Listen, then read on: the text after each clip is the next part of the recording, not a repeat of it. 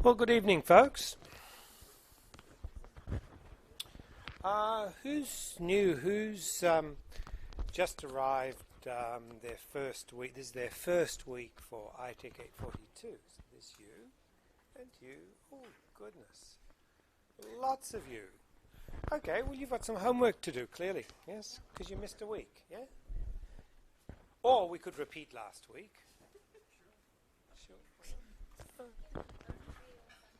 Yeah, I will. You'll get an overview. So last week we talked about two things. We talked about a book written by Broadbent and Kitsis called The New CIO Leader. And Broadbent and Kitsis gave us some very good advice how to become part of the C-suite, to be an active IT manager, working with business strategy, rather than becoming the chief technology mechanic.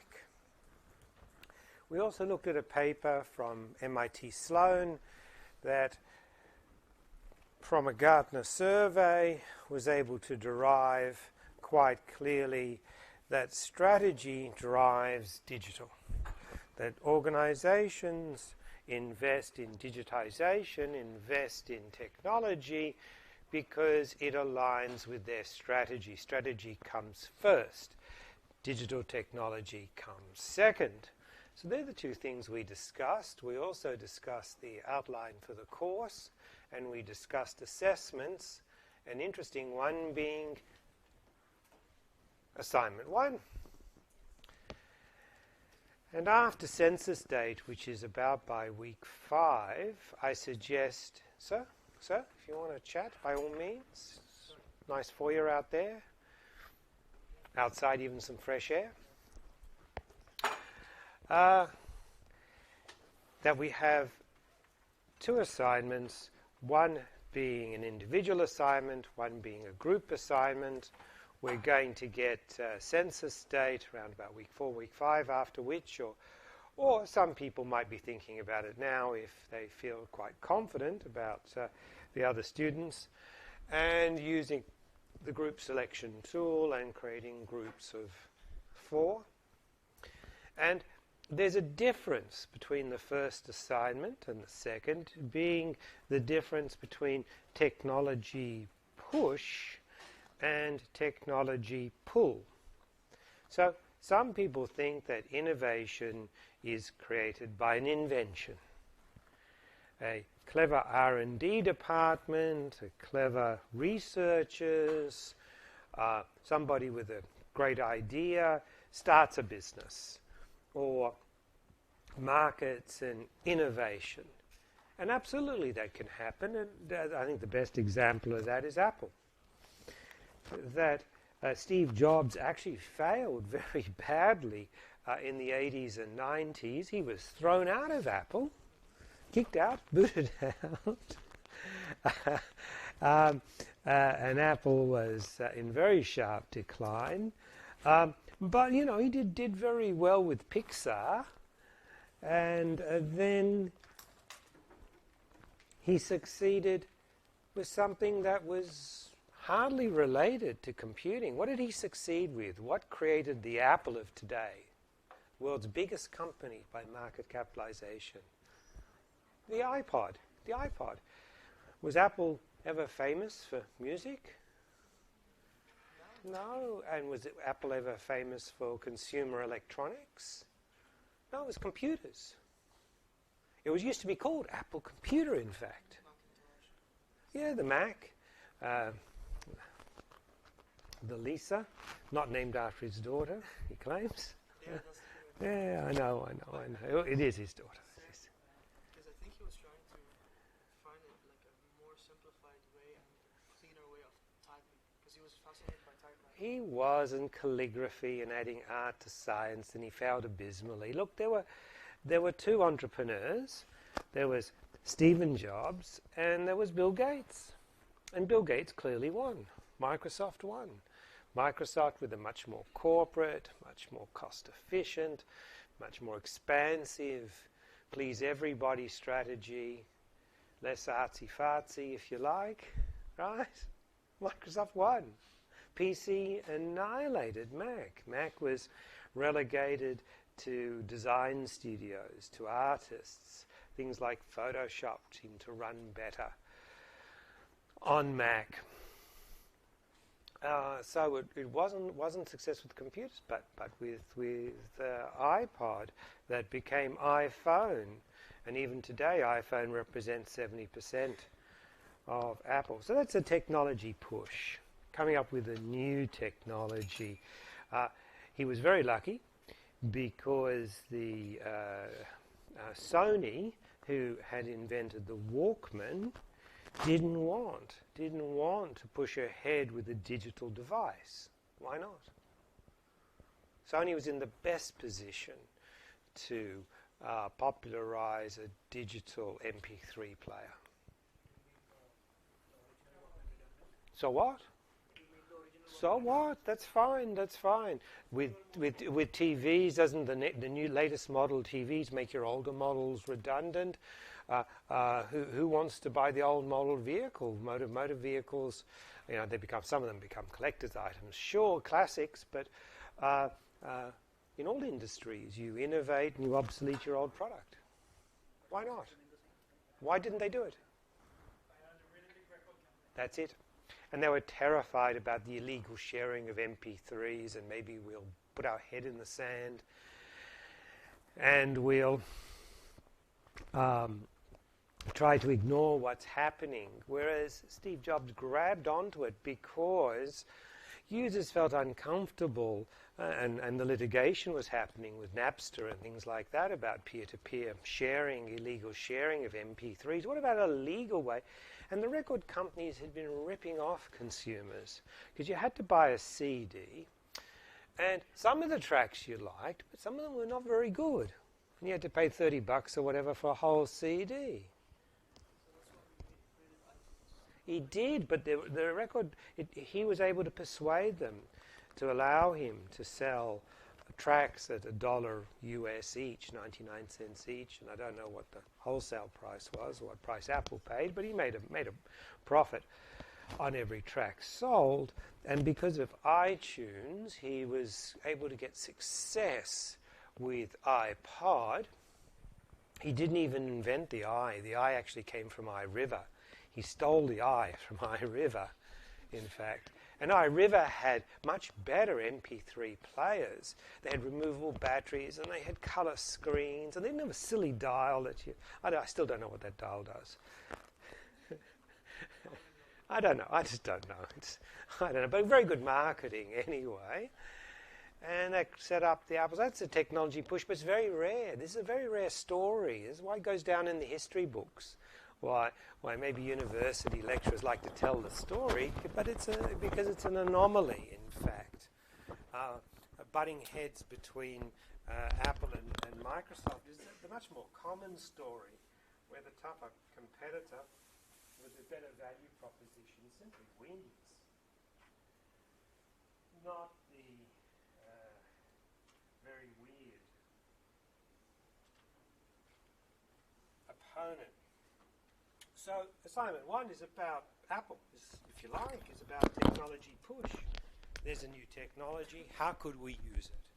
And that's a bit of fun. Let's look at that. It's not really the way business thinks and business works. I'll propose to you, based on what we're going to be studying in this course, that business thinks in terms of this is who we are, this is what we do, and therefore these are the technology innovations that make sense for us, that align with us. So assignment 2 is very much about ITOs, IT opportunities, derived from strategy, and picking an ASX 200 company and pulling it apart in terms of its recent history, last 3 to 5 years or so, how innovative has it been with IT, and then proposing a whole series of new ITOs for that organization. So the different directions between push and pull, but this one's a push. So technology-driven strategies. Let's start with the wrong end. Let's start with the technology and see where we can use it. And that's a good way to learn, you know. Let's see. I mean, Tesla is another technology-driven company, but struggling to make money. because the electric cars it produces are too expensive. They're limited in range. We'll see. We'll see where Tesla goes. And they don't have efficiencies of scale. They're not born and bred as an auto manufacturer, so their assembly process is inefficient. But Elon Musk is quite an entrepreneur. I love one of their acquisitions. It's the Boring Company. What does the Boring Company do? What does it do? Yeah, they're boring. They're doing boring. Yeah, and he wants to create a hyperloop between San Francisco and Los Angeles, this tube that goes very, very fast. Beg your pardon? He had an idea for reducing traffic by having those kind of tunnels that would park a car somewhere. I know. I've seen that too. It's very, very clever, but let's see.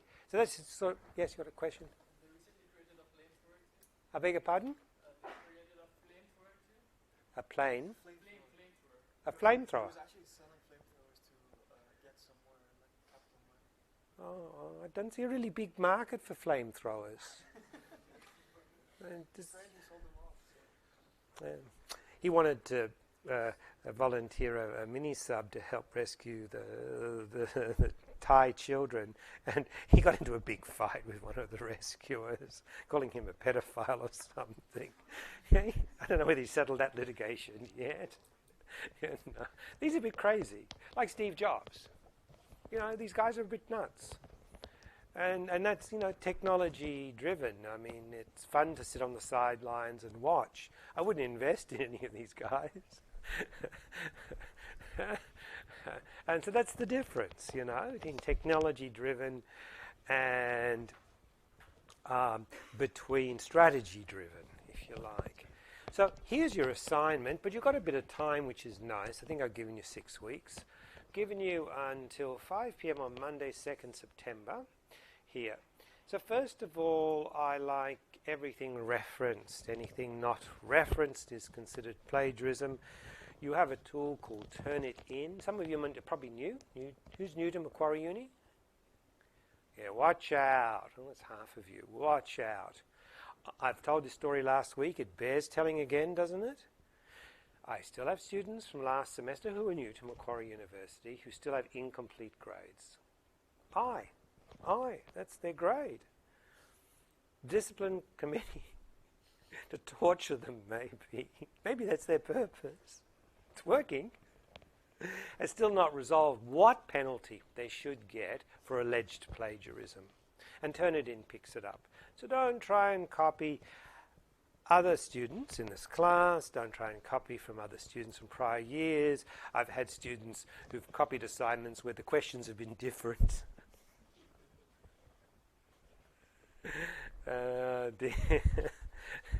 Didn't seem to much matter.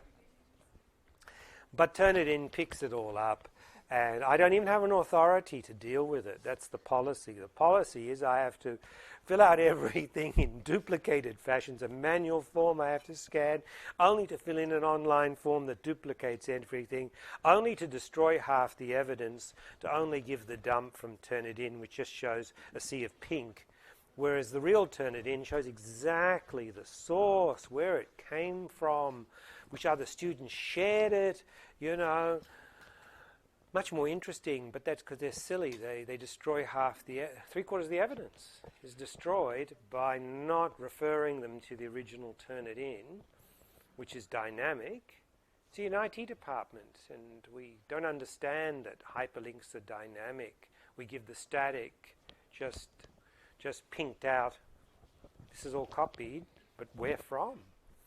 Because they don't even want the original, but still there. The evidence is still there. Will always be there. Be there forever, in fact. Can never be erased. The evidence of the alleged crime. So please, don't do that. It's too much paperwork for me. Simple as that.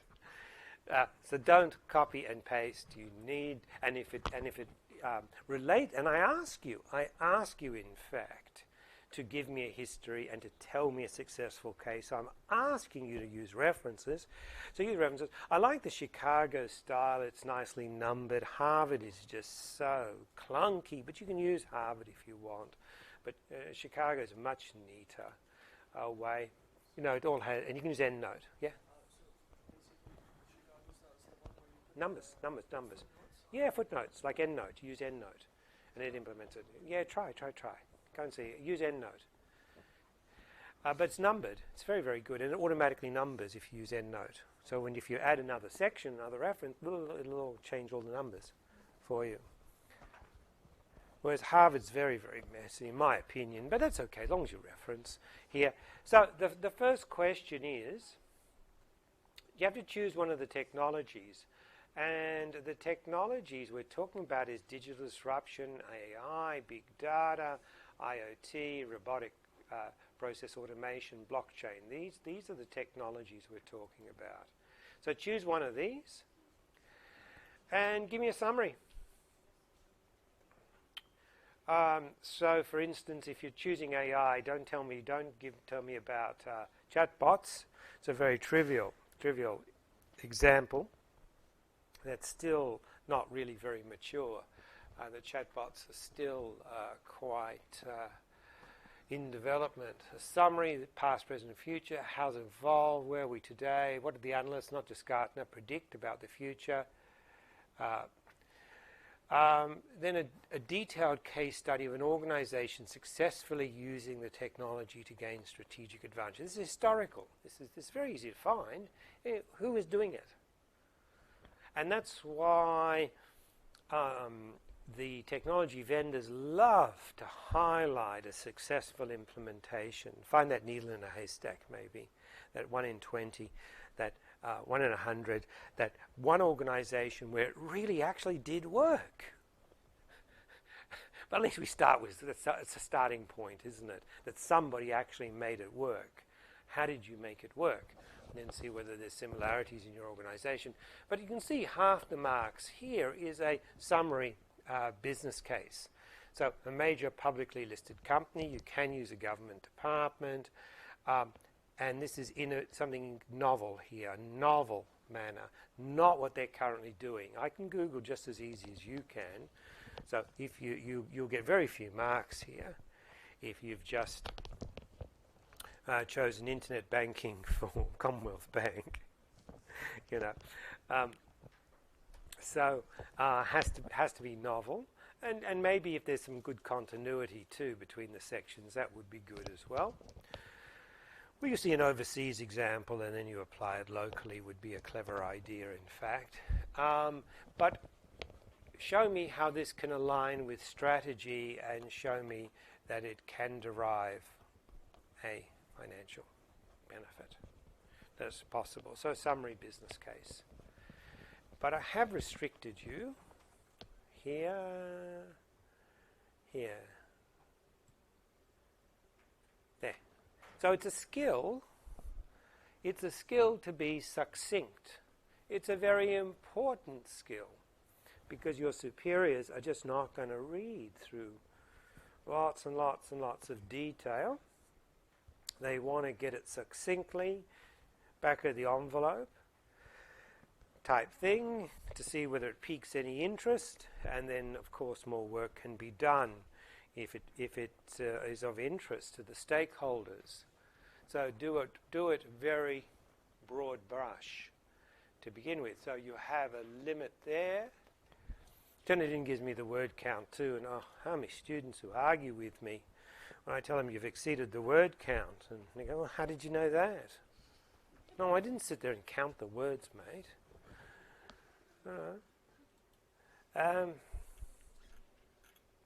So any questions about the assignment?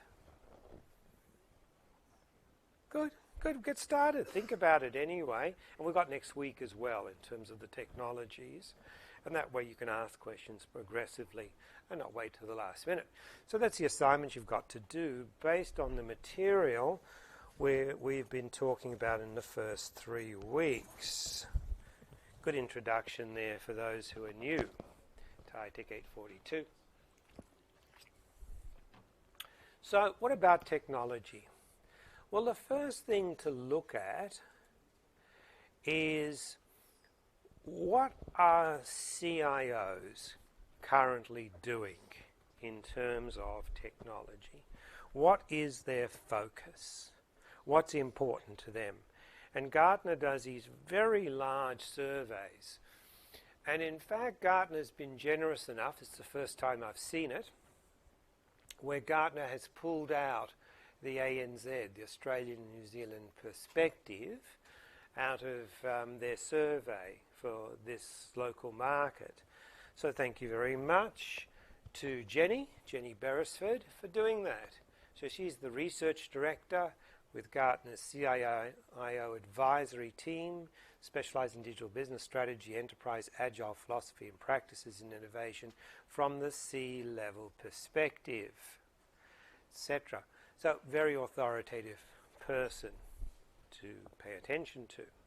So let's see what Jenny found out.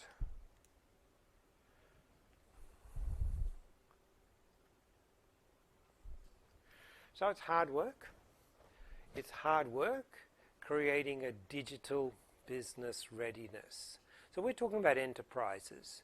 And later when we look at strategy, we'll hear a lot that history and culture can be impediments.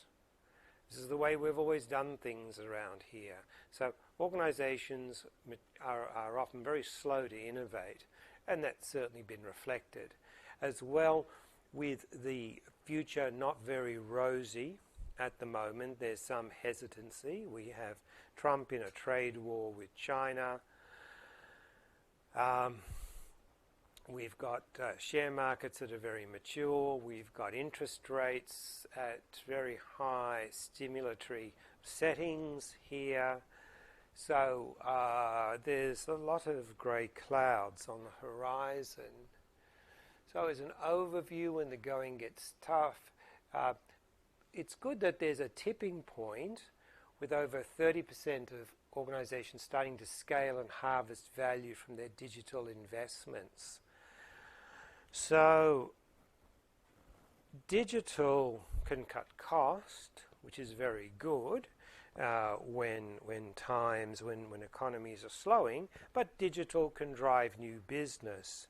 So in particular, the digital investment might be in things like social CRM, in terms of leveraging the social platforms, Facebook, Twitter, Instagram, LinkedIn. A recession, if it presents itself, represents an opportunity for digital giants and creative entrepreneurial startups to ramp up disruption and competition. And China has very ambitious digital enterprises, and they're investing in downturn in preparation for an inevitable upturn. So digital brings both opportunity and it brings exposures.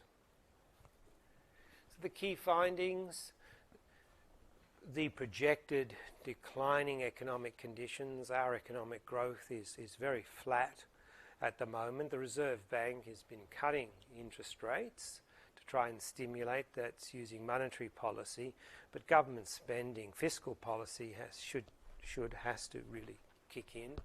We'll see.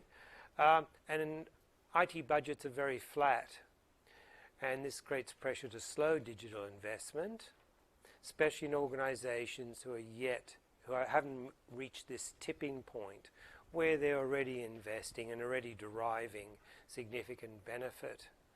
That we are a bit laggard, we're falling behind, and we need to rethink some of our business models.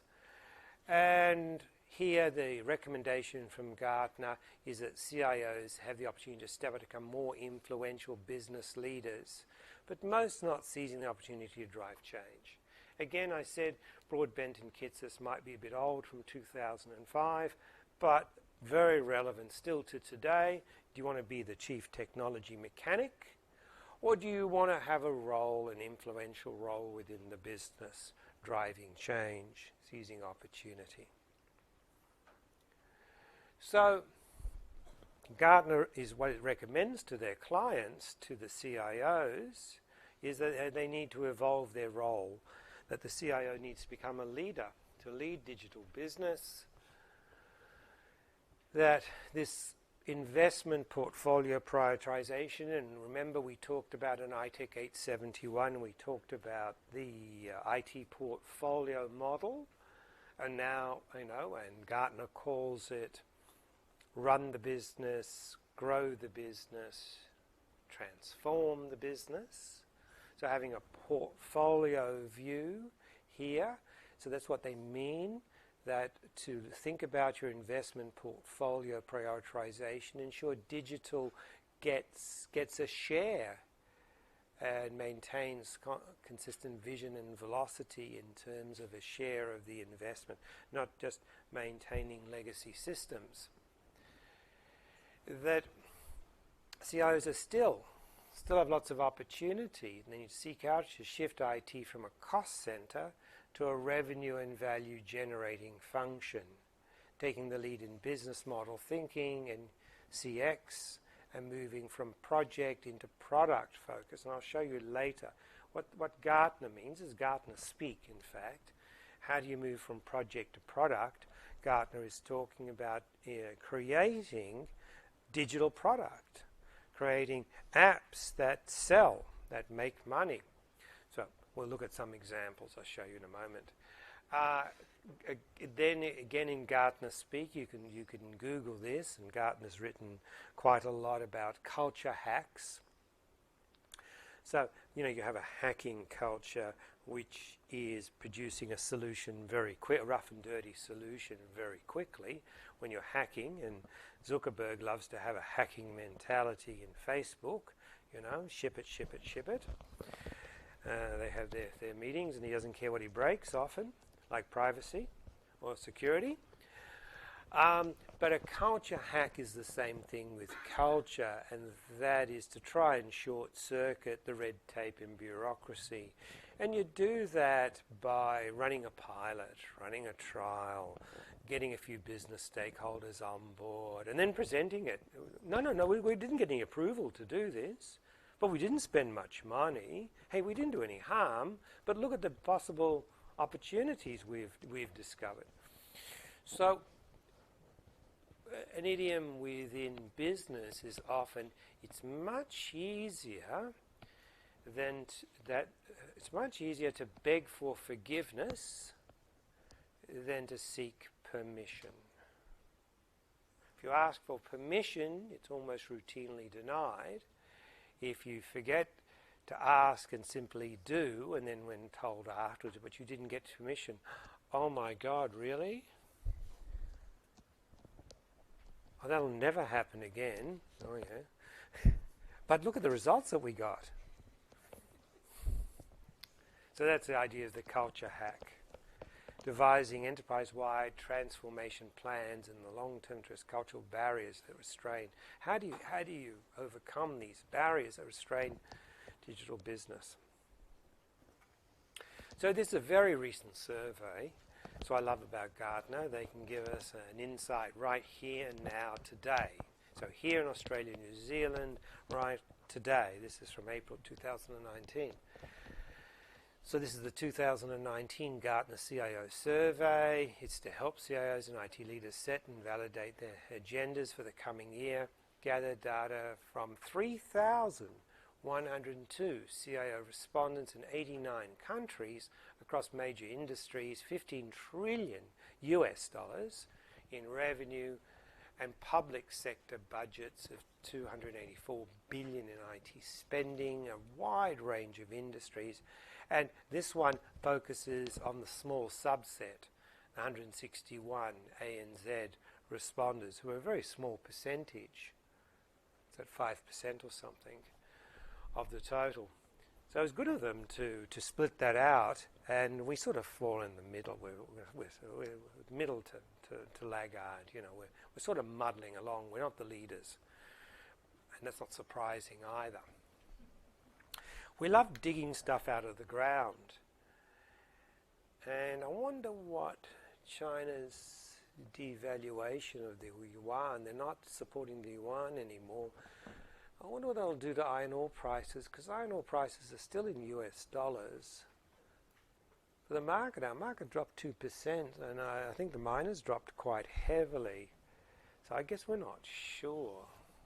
So we're very dependent. The share market's been doing well. The budget has been, federal government's budget's been in surplus because of the iron ore price, because a dam broke in Brazil. A tailings dam that Vale had created, I don't know, decades earlier. What all of the chemicals they use in processing iron ore, they put that all in a dam that's got walls built out of sand. And gee whiz, decades later, the wall collapses, the dam breaks, it floods all the communities downstream, and hundreds, if not thousands, of people are killed by toxic sludge. That happened in Brazil, so Vale's production has been ground to a halt till they fix all their environmental problems, not producing anymore, and the iron ore price has gone through the roof.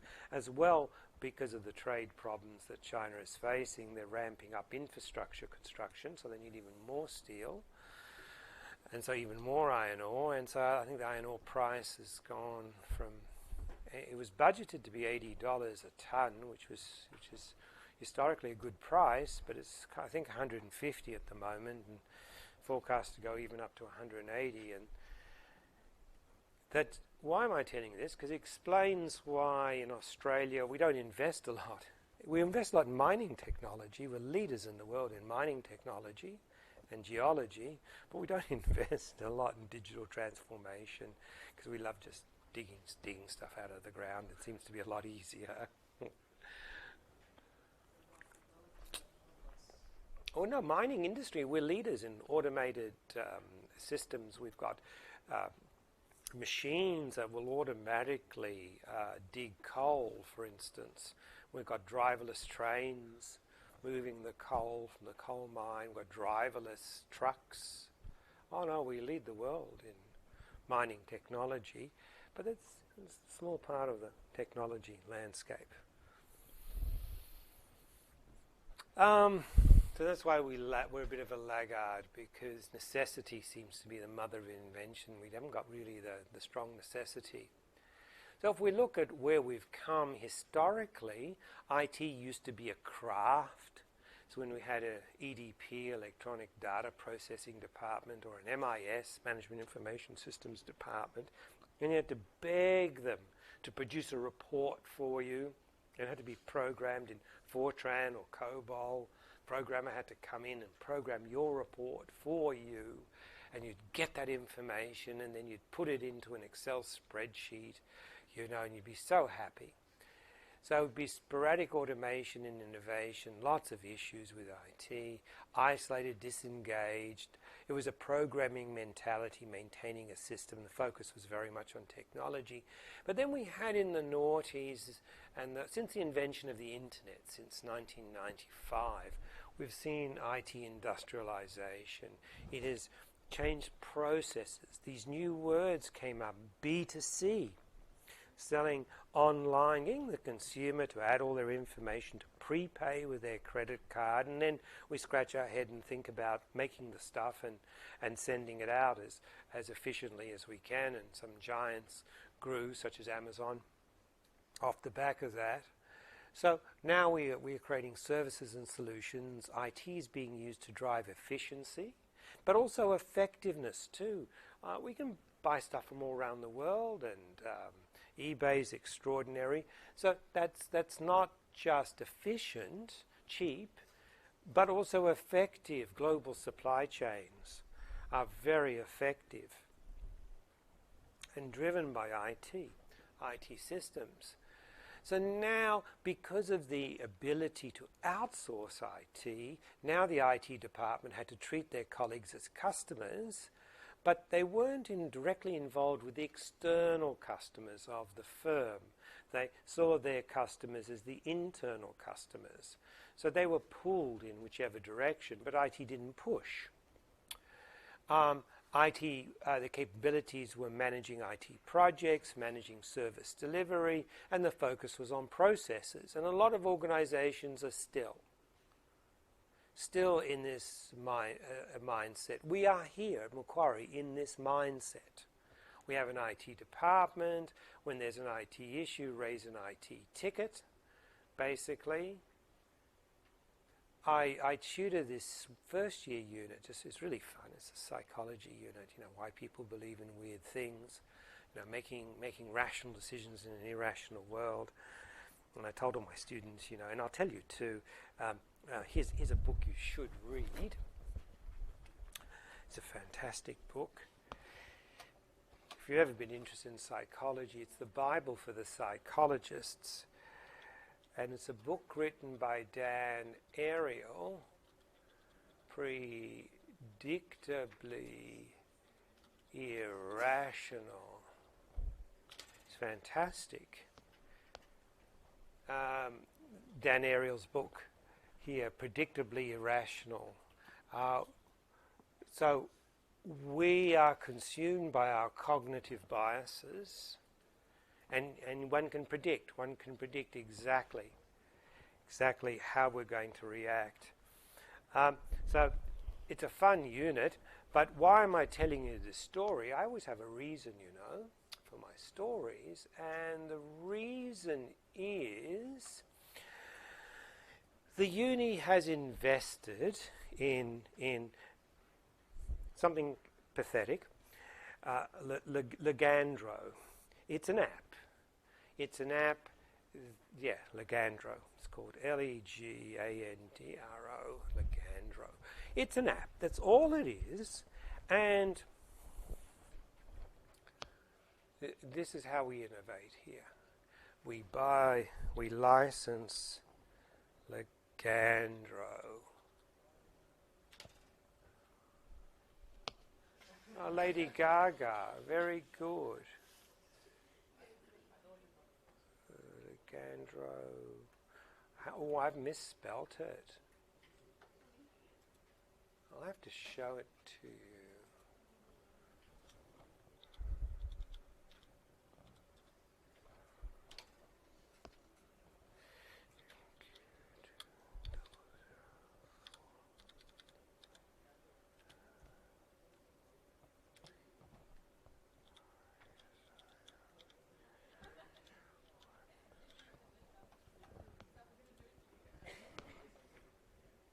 Okay, so here's the unit. So now here, Leganto,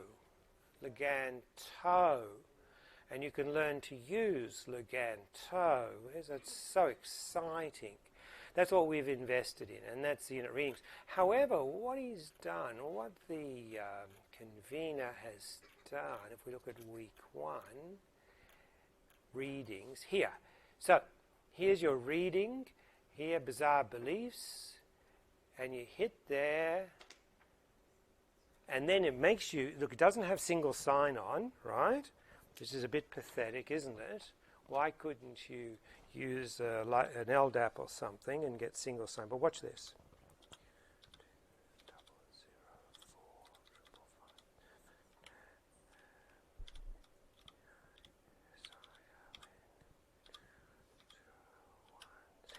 Here I go again. Now look, I've just logged into iLearn.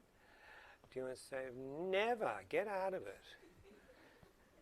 Signing into Alma, Leganto, wait for it. And this is just a link to a 1995 reference that we've used for 6 years in a row. Yeah, I know. And so the big issue of the tutorial is to teach the students, no, don't get upset. Calm down. What you can do is there's a block on the side, and you can find here, if you click on this. Oh, it sometimes works and sometimes doesn't. There you are. And even the link on, that was working the other day. And I tried to explain to the convener, you need to go to ask.mq.edu and get an IT help ticket. Yes, you've got to lodge a ticket and say, it doesn't work and I have 500 students, fix it as soon as possible. It's too hard, right? So this is where we're at in terms of use of IT, innovation in IT, digital transformation. This is where we're at today. The big investment is in Leganto, and because it's new, we don't quite know how to use what this silly app does. What does it actually, I don't even know what it actually does. Leganto, not Dro, it's Toe. Reading list for students. Yes, that's true. A reading list management system here. Well, Leganto, and after successful pilot phase, the library is now rolling as part of a number of units. If your units using Leganto, this will come to search. Accessing. Why? Why, I don't know, but okay.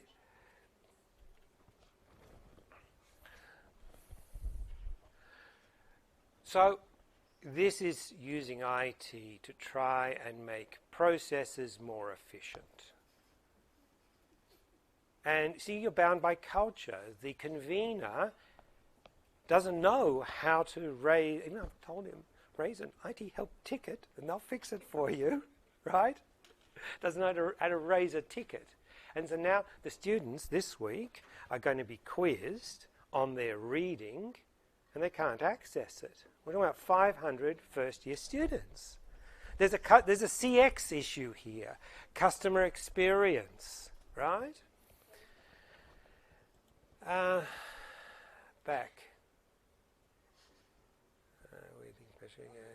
No, yeah. Oh, okay.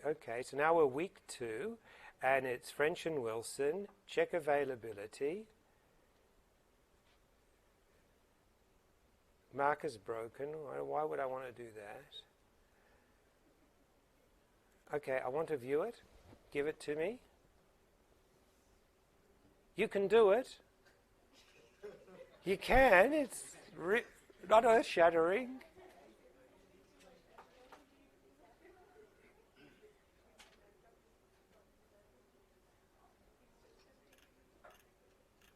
No, I don't want the whole book. I just want the readings.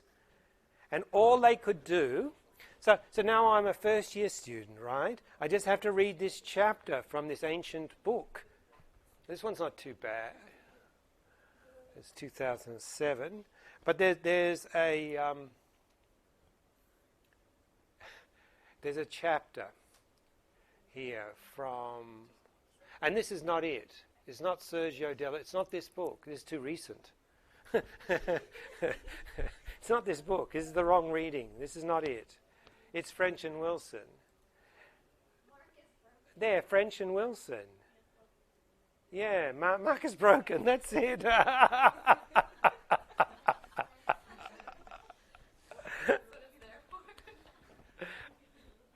Like, I give you your readings, it's in a folder. Do I ever get any crap over that? No.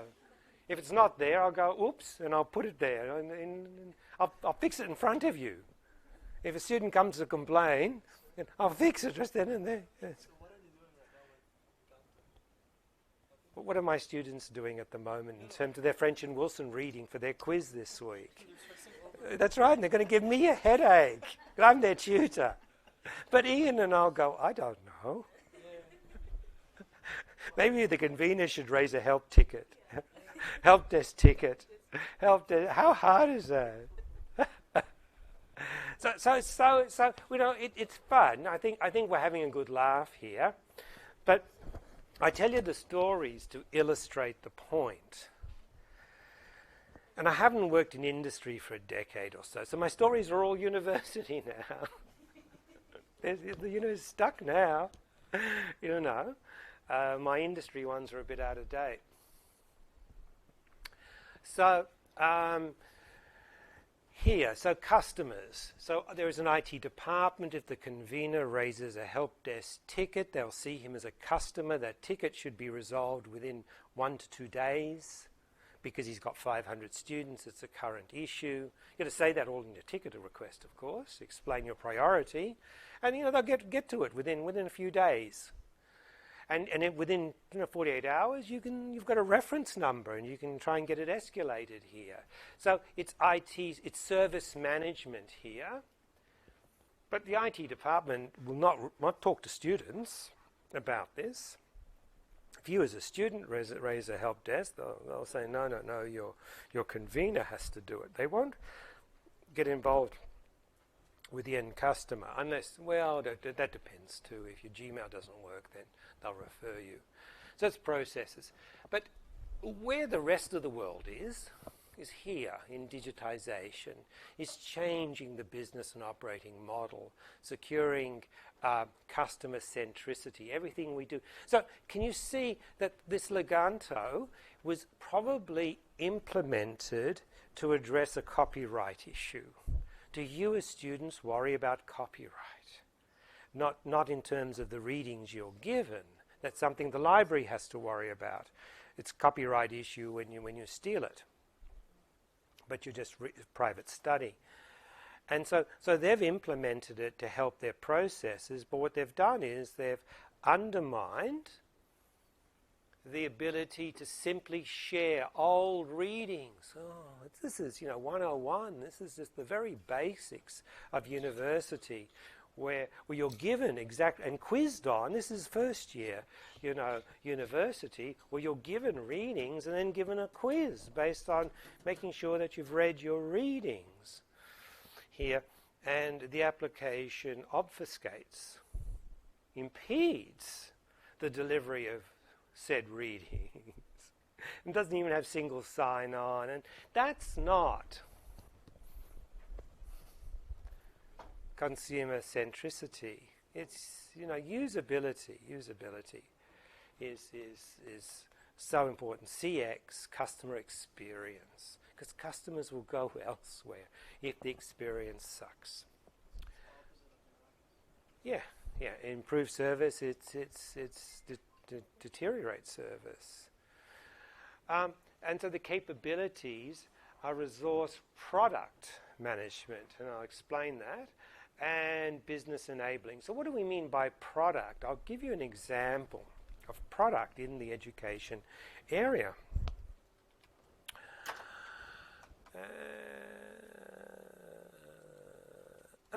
Here.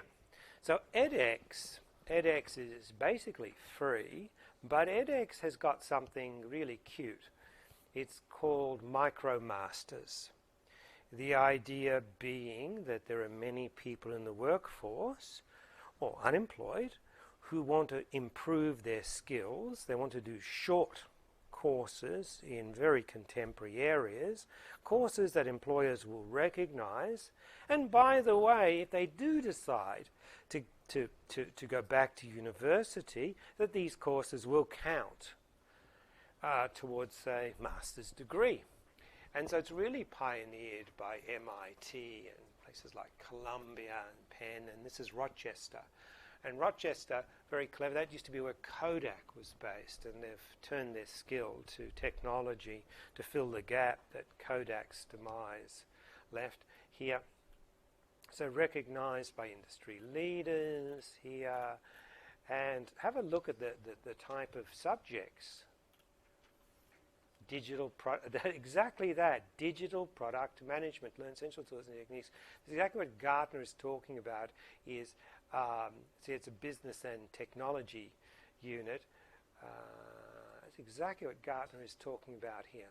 Essential tools and managers, digital projects, developing product roadmaps, tools for generating, validating user needs, techniques for oversight, agile development, rapid prototyping, planning. I should do this course. It's really interesting. Life cycle of products, versioning, techniques of championing the product benefits, C-level managers and sales teams, etc. So exactly what we're talking about here, and this is just a very short course. AI, sustainable energy, design thinking, etc. So really cool courses.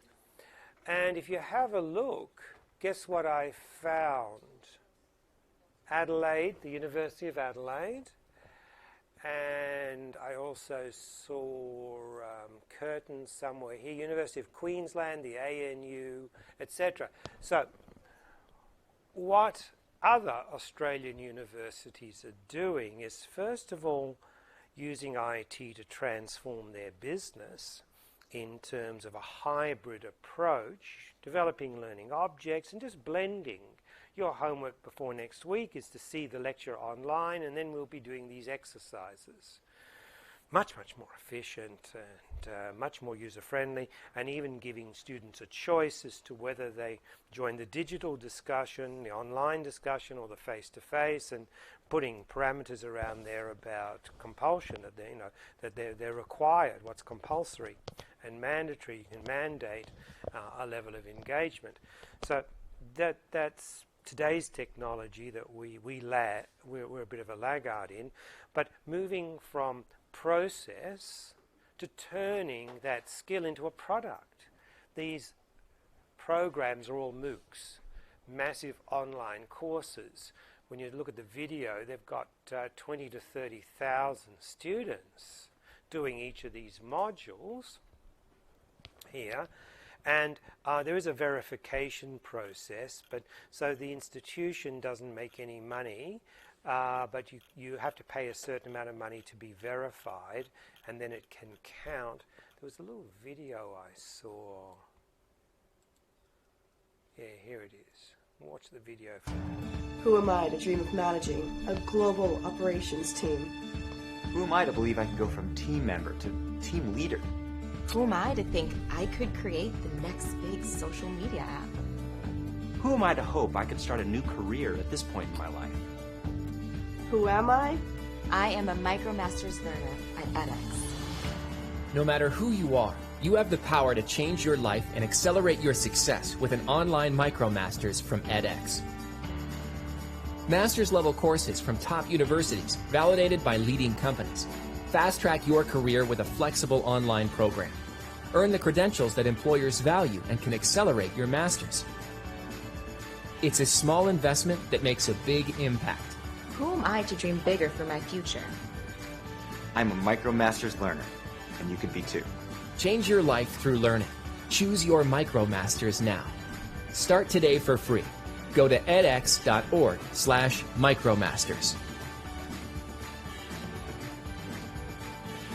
So even Australian universities are participating to hone their skills, to productize their technology. So that's an example of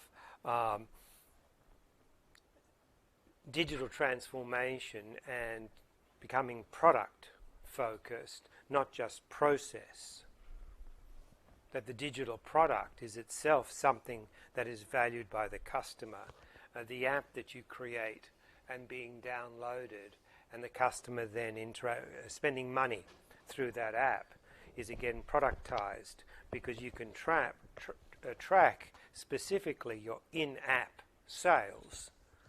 That this product, what is this product generating for you in terms of revenue? And that's what Gartner is talking about. And they've even got a MicroMasters course in how to do this. Not really. It's what we're talking about in this unit: strategy, aligning with stakeholders. You saw all the categories. There's nothing earth-shattering about it, but very pertinent, very relevant. So go ahead and do it. It'll help in terms of this course. Let's see where to find it again. It was data science. Yeah, here. This. Digital product management. This one here. Who's offering it? Boston University.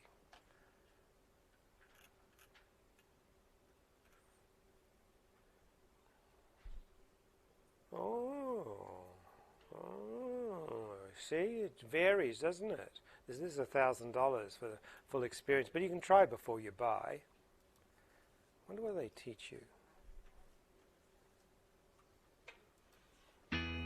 According to a recent Wall Street Journal article, MBA students have a new dream job, product manager. More business school students are setting their sights on tech company product management roles, which combine elements of marketing, design, and problem solving.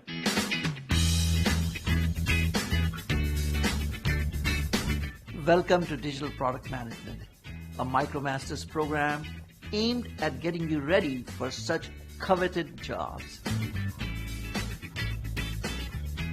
Product managers are the CEOs of products. For example, leaders who help conceive and deliver exciting new digital products. These leaders are charged with the responsibility for the success of their products in the marketplace. Successful management of digital products requires know-how in strategy, planning, agile development, and lifecycle management. Starts a strategy, doesn't it? Upon enrolling in the Digital Product Management MicroMasters, you will take a sequence of 5 courses involving topics such as platform strategies and social media marketing. By participating in this program, you will learn from best practices and challenges encountered by cutting-edge practitioners to develop critical thinking and problem-solving skills. Upon completing this program by obtaining certificates of completion in 5 courses, you will be positioned to transition into an exciting career as a product manager. You will then have the opportunity to take your learning to the next level by applying for a Master's in Digital Innovation at Boston University's Questrom School of Business. Click the Enroll button now to begin your journey. Masters in Digital Innovation, is that what he said? Oh, great idea. But this is a sampler, and this is an easy entry. But they've productized their course. They're preaching, they're practicing exactly what they're preaching.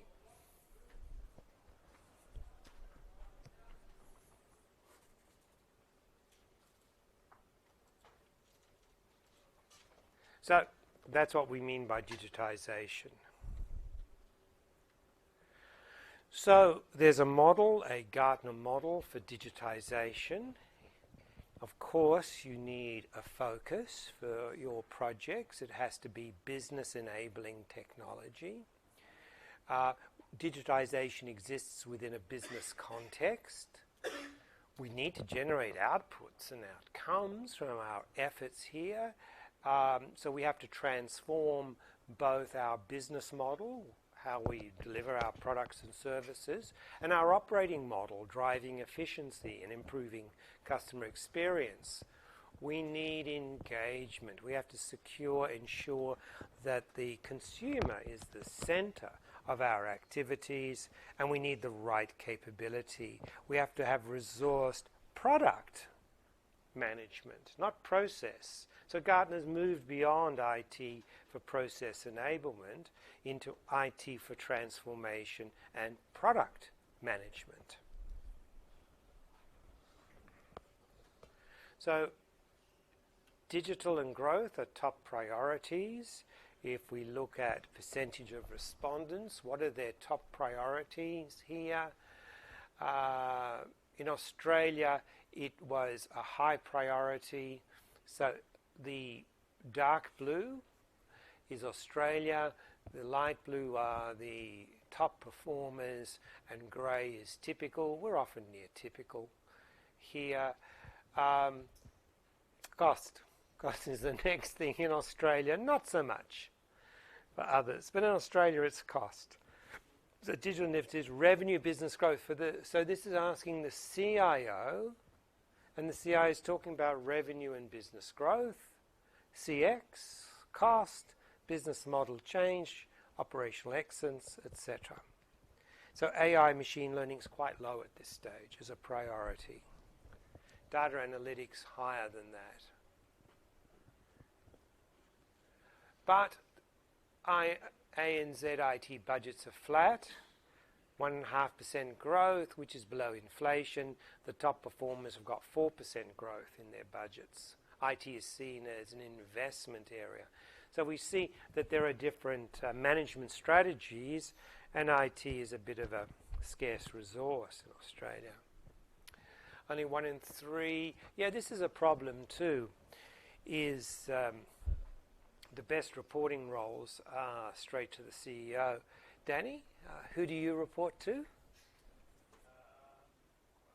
had 3 CIO roles, one of them reporting to the CEO. Good, good.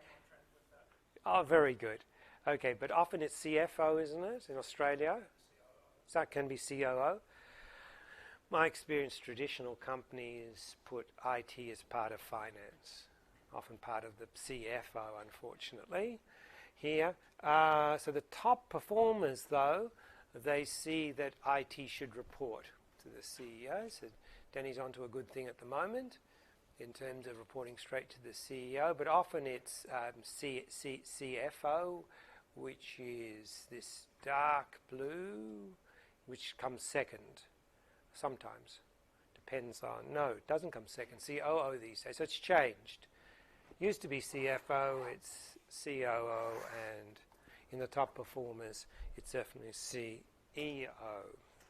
But we lag a bit in Australia. Resource barriers, according to Gartner, exacerbate cultural barriers. So IT, talking about the most significant barriers here are resources, and culture is another barrier, weak management understanding of digital business, and sometimes there's technology, legacy systems or security issues, and the business processes. So lots of obstacles for transformation, but in Australia, New Zealand, it's cultural barriers. Yeah, 41%. So cultural barriers is, so globally it's resource barriers, but in Australia it's cultural barriers, you see? Business culture blocking change. Culture and history. Very much impediments to changing strategy. So, flatline IT budgets, business culture. The Australians are not keeping pace with global digital business growth. IT is failing to influence business change and potential for growth in Australia. So, IT budgets need better prioritization to refocus on digital initiatives. Digital culture needs to fast track to keep up globally. CIOs should step up to business leadership beyond IT to help business change and grow. Very much Gartner views. And it's about prioritization, especially with limited resources. So outputs and outcomes. So we're talking now about this section here. So there's a tipping point, which means you can't go back. Once anything has been converted to digital, never go back to analog here. And so in terms of digital initiatives, stage of digital initiative here, none, very few. They have an ambition, they have a design, a deliver, they're scaling here. So the top performers here, 51% are scaling already, and some have gone, a lot of them have gone beyond that. So they're scaling and harvesting here. So it's at a tipping point. ANZ's catching up on business model change. Status of business model change has already changed, is in the process of changing. So there's a lot of change in business model based on digitization, how we do things. A recent example of business model change is the growth of Afterpay. Just came out of the blue that for some reason millennials are quite scared of credit cards, but this idea of get it now and paying for it over 4 installments for young people has just taken off like a rocket. And it costs the business some 5 or 6%, but they'll pay it for all the new business that they get. People buying things they probably can't afford. They haven't got the money now, but after the next 3 pay packets, it'll be paid off, along with all your other obligations. So that's an example of a business model change. Another example is Uber Eats. Who's enjoyed Uber Eats or Menulog or Deliveroo, any of those? Not so many of you. Maybe in a working group it'll be, those of you employed working Maybe it'll be closer to 100%. So we've become very lazy, and restaurants are really suffering. They suffer two ways. Because they have to pay some 30% to these middlemen, and you pay for the driver, you know, the $5 or whatever that the driver gets, you and the tip pays for the driver, which ain't much, and the business pays some 30% to the company. And what they've found is their margins have dropped, and for restaurants, their midweek business has dropped. Saturday night can still be full, and Friday night okay, but midweek is a bit of a desert, and a lot of restaurants are closing their doors, bankruptcy. So that's an example of business model change in the restaurant business. A sophisticated takeaway, a sophisticated eat at home, much better than takeaway. Takeaway is you go there, order, wait, and take it away. This is home delivery. So it's wherever we look, there is IT driving business model change. So the role of the CIO in defining new business models can be leading, can be heavily involved. So the majority have involved to leading. Again, we're seeing Broadbent and Kitces, their vision, their recommendations being implemented, that the CIO is heavily involved in these business model changes. So, in key findings, ANZ organisations are not as driven to pursue growth as the global average, will not push. ANZ organisations are more reactive. ANZ CIOs are ahead of the average in designing and enabling business model change. So at least in the last slide, we're above the average. Something good about us. So flip the mindset about IT. It has to be flipped. The CIO has to be very persuasive. And IT is not about cost, not about process efficiency, leganto, and addressing our copyright obligations more efficiently. It's not about that. IT is about growth, is about new products, product management, transformation, prepare for business model change, AI to get ahead of the consumer demand, to shape instead of react to what your consumers are doing. Succeed at the business model change, continue to step up design, lead it. Some good recommendations. CIOs should take the lead in business and operating model transformation. So now engagement, ensuring the consumer is centric. And we saw in traditional organizations, the IT department sort of buried deep internally within the organization, never gets to see the end customer.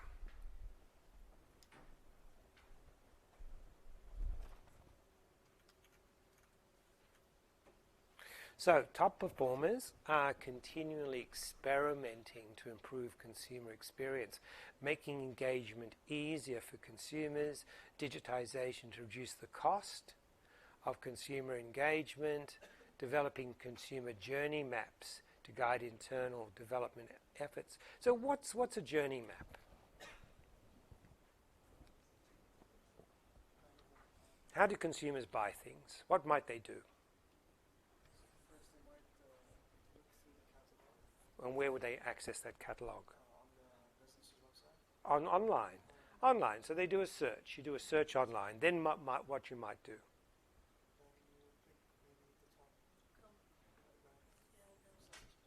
Yeah. Usually we pick the first one that comes up. Yeah, and then what do you do? So once we're in, if we have something in mind, we look at the search bar on the website. Yes. And then we look at, for example, the product, its reviews, its stars that they have. Yes. And pick that one and add it to the cart. And then once we're done, we check out. Yeah, that's traditional. Syed's talking about traditional customer journey.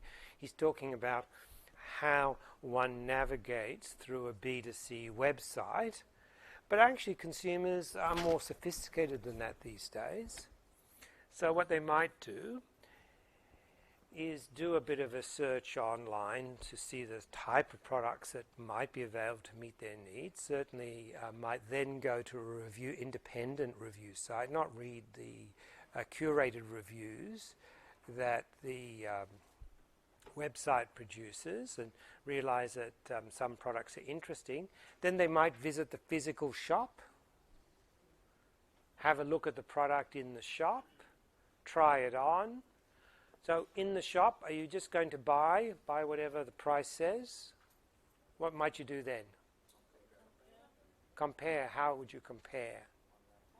Online. Do a price comparison. Search that model number, that product code online. And then when you find that there's an online vendor who's got it cheaper, what do you do then? Buy it from where? I beg your pardon? At some stores you can price match. Yeah, price match. That would be the smartest thing to do, is to show the salesperson who's been working with you and everything, I really like this product, but I think your price is a bit high. Are you prepared to match? And the majority will. And if including delivery it's still cheaper, then you're sort of stuck with your negotiation. Well, then I just have to buy it online.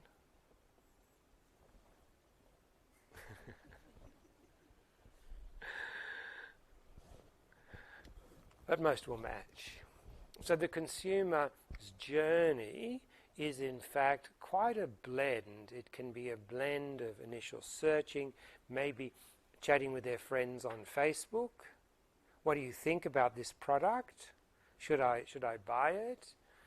Looking at that product in the physical store, negotiating in the physical store over the price, asking for a price match. And then proceeding to buy from the physical store or the best priced online vendor, who may not be the first vendor whom you looked at. Yeah? So we're flipping between digital and physical. It is. That's the journey. So that's what these mapping tools are about, is to try and get an idea of the consumer journey, and through your website too. This is part of re-engineering the website to make it as easy as possible. For instance, in the mq.edu.au website, you can only seem to search courses. What I do is I have to go to the Google bar, put in mq.edu.au to tell Google I'm searching this website. Now Google, you find the calendar for me. The 2019 calendar. I've got to rely on Google to find it for me, because the search engine, let's try it. So this is an example here of the journey, the internal customer here, and this has got to do with website optimization, and there are many, many tools that can help you to do this, and this is part of CX. But this is a fundamental question, right? Here's search. I want to know the calendar. Calendar. Am I spelling it right? If I didn't spell Leganto right. Calendar. Give me calendar. Events. That there is a Venture Cafe Thursday gathering. No. Important dates in research. PhD in research degree. Staff portal. Intranet. Events, students' events. No, I'm not interested. I just want to know the calendar. There is a learning skills workshop calendar. No. Important dates. Yeah, that might be it. No. This is the postgraduate coursework here. I just want to know the calendar. When's week 1? When's week 13? When do we break? How many weeks break do we have? It's sort of a fundamental, obvious thing, isn't it? I've got the 2020 Major Grants Round calendar.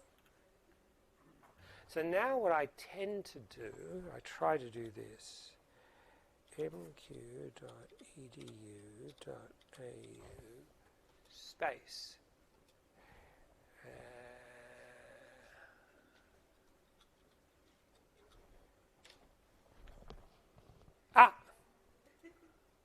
got it here. Maybe. It says calendar of dates, doesn't it?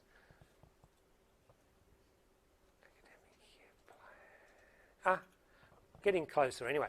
I'm using Google to search within MQ.edu because I can't get the engine to answer my query. So that's too about consumer journey. It's looking at all these queries you couldn't answer. Why couldn't you answer it? They know this from the logs. They know all about my failed searches. They know what I searched for and what you didn't give me. This is in website optimization. They're tools, tool sets that are tracking everything, every consumer's activity, how long you spend on each page and your journey through the site. And you can apply some AI to that and go, well, that guy didn't get what he wanted, did he? Because for some shops online, what they do is they kind of take the best prices they find online and put it. Yes, aggregators, that's fantastic, yeah. But that's not what I'm talking about. I'm talking about website optimization. And this website needs a huge amount of optimization. I never find what I'm looking for. Just the calendar, that's all I wanted to know.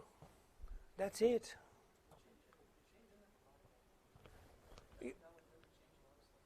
I've got to use Google to go outside and tell Google, search this website. Aren't I crazy? I'm even interested in this website. Yes, I know. You have to have an argument with Google. Why are you looking there? Go look somewhere else, Google tells me. No, I'm just kidding. Where am I? Oh, I'm getting lost.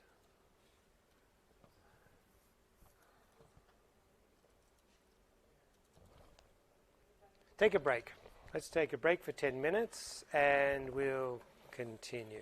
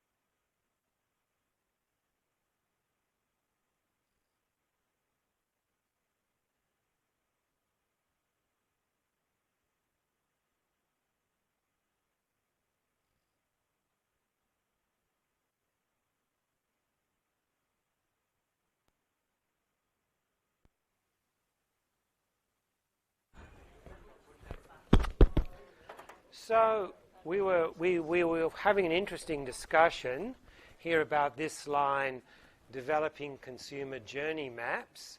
Digital personalization is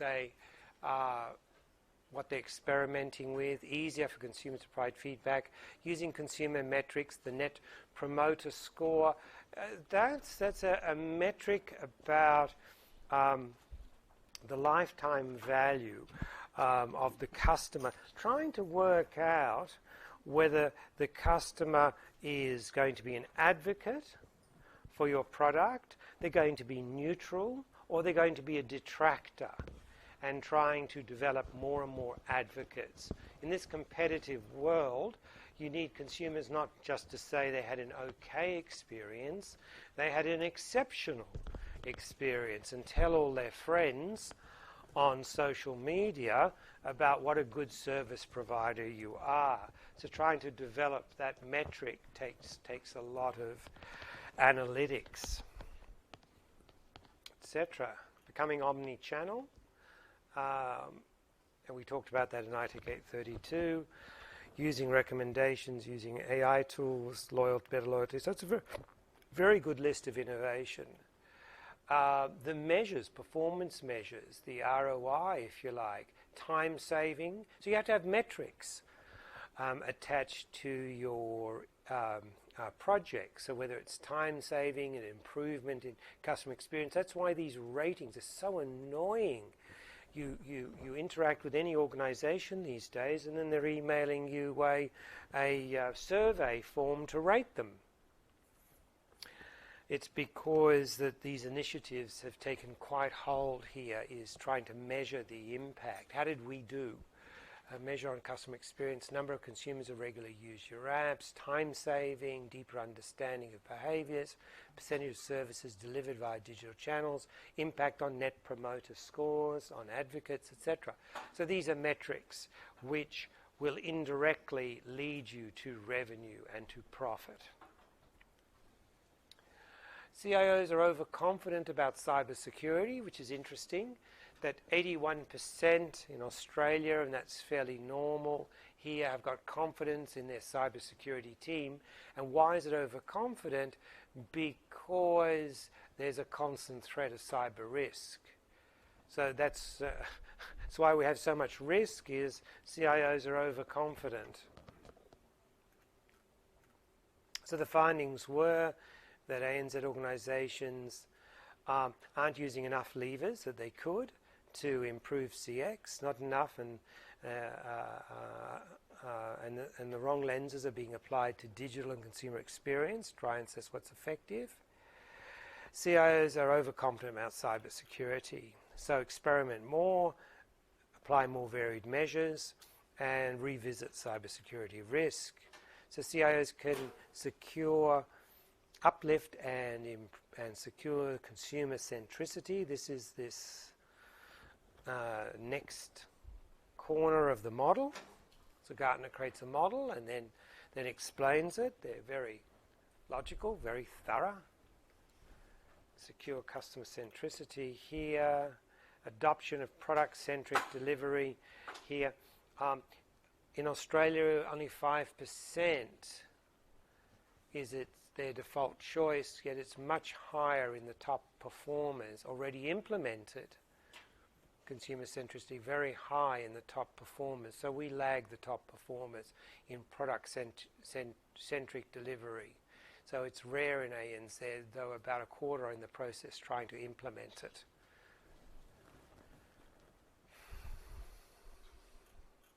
So top performers are more likely to reap the benefits of product-centric delivery, closer engagement. When the IT is producing a product for the consumer, an app or a digital product that they actually buy, as we saw in that MicroMasters as an example, then IT is the business. The consumer is interacting with an IT product. So that ensures that there's very close collaboration between IT and business. It makes sure that there's a much more consumer-centric culture in IT, a higher quality of new features, etc. Has a huge range of benefits. That's why Gartner's recommending this product centricity. In ANZ, the shift to product-centric delivery starts with culture and capability, of course. That success needs cultural interventions and capability uplift. It's culture within the business and in IT. IT wants a lack of involvement with the end user. IT is not expressing a strong interest to get involved in the business, and the business doesn't want to lose that turf, doesn't want to share that space with IT. So you have this barrier between business and IT, which is preventing digitization, digital transformation, and creating a laggard strategy, lagging the rest of the world. So you have to invest in IT cultural change, you have to have the right skills, educate the stakeholders, invest in DevOps continuously, developing new product. So CIOs prefer human interventions to start efforts to shift to product-centric. That's fine. DevOps too hard in Australia and New Zealand. Management are not behind DevOps. Is continuous release of new product. Top performers invest in a spread of tactics. So adopt and widen product-centric approach. Plan to implement DevOps, a spread of tactics. So CIOs can shift delivery from a project mindset to a product mindset. We're seeing this message very clearly. So a technology focus. So here, the focus. AI and analytics are the game changers, which we're going to talk about. AI and machine learning. And experiment more to identify the use cases for AI, which is your assignment 1. Is looking for a use case if you choose AI, machine learning. And here are some of the applications: process optimization, chatbots, computer-assisted diagnostics, fraud analysis and detection. The top performers are using fraud analysis, they're using market consumer segmentation, call center, virtual customer assistance, which is an extension of the chatbots. So the technology portfolio here, where organizations are increasing their spend in Australia, New Zealand, in BI and data analytics, which is good. And here's the list. And a lot of these things are on our list to talk about. So AI and analytics are popular themes, but the hype's moving faster than the IT skills and capacity to meet the business expectations, and there'll be competition for AI skills and talent in the future, and innovators, disruptors will invest more in experimentation. So leverage the disruptive technologies,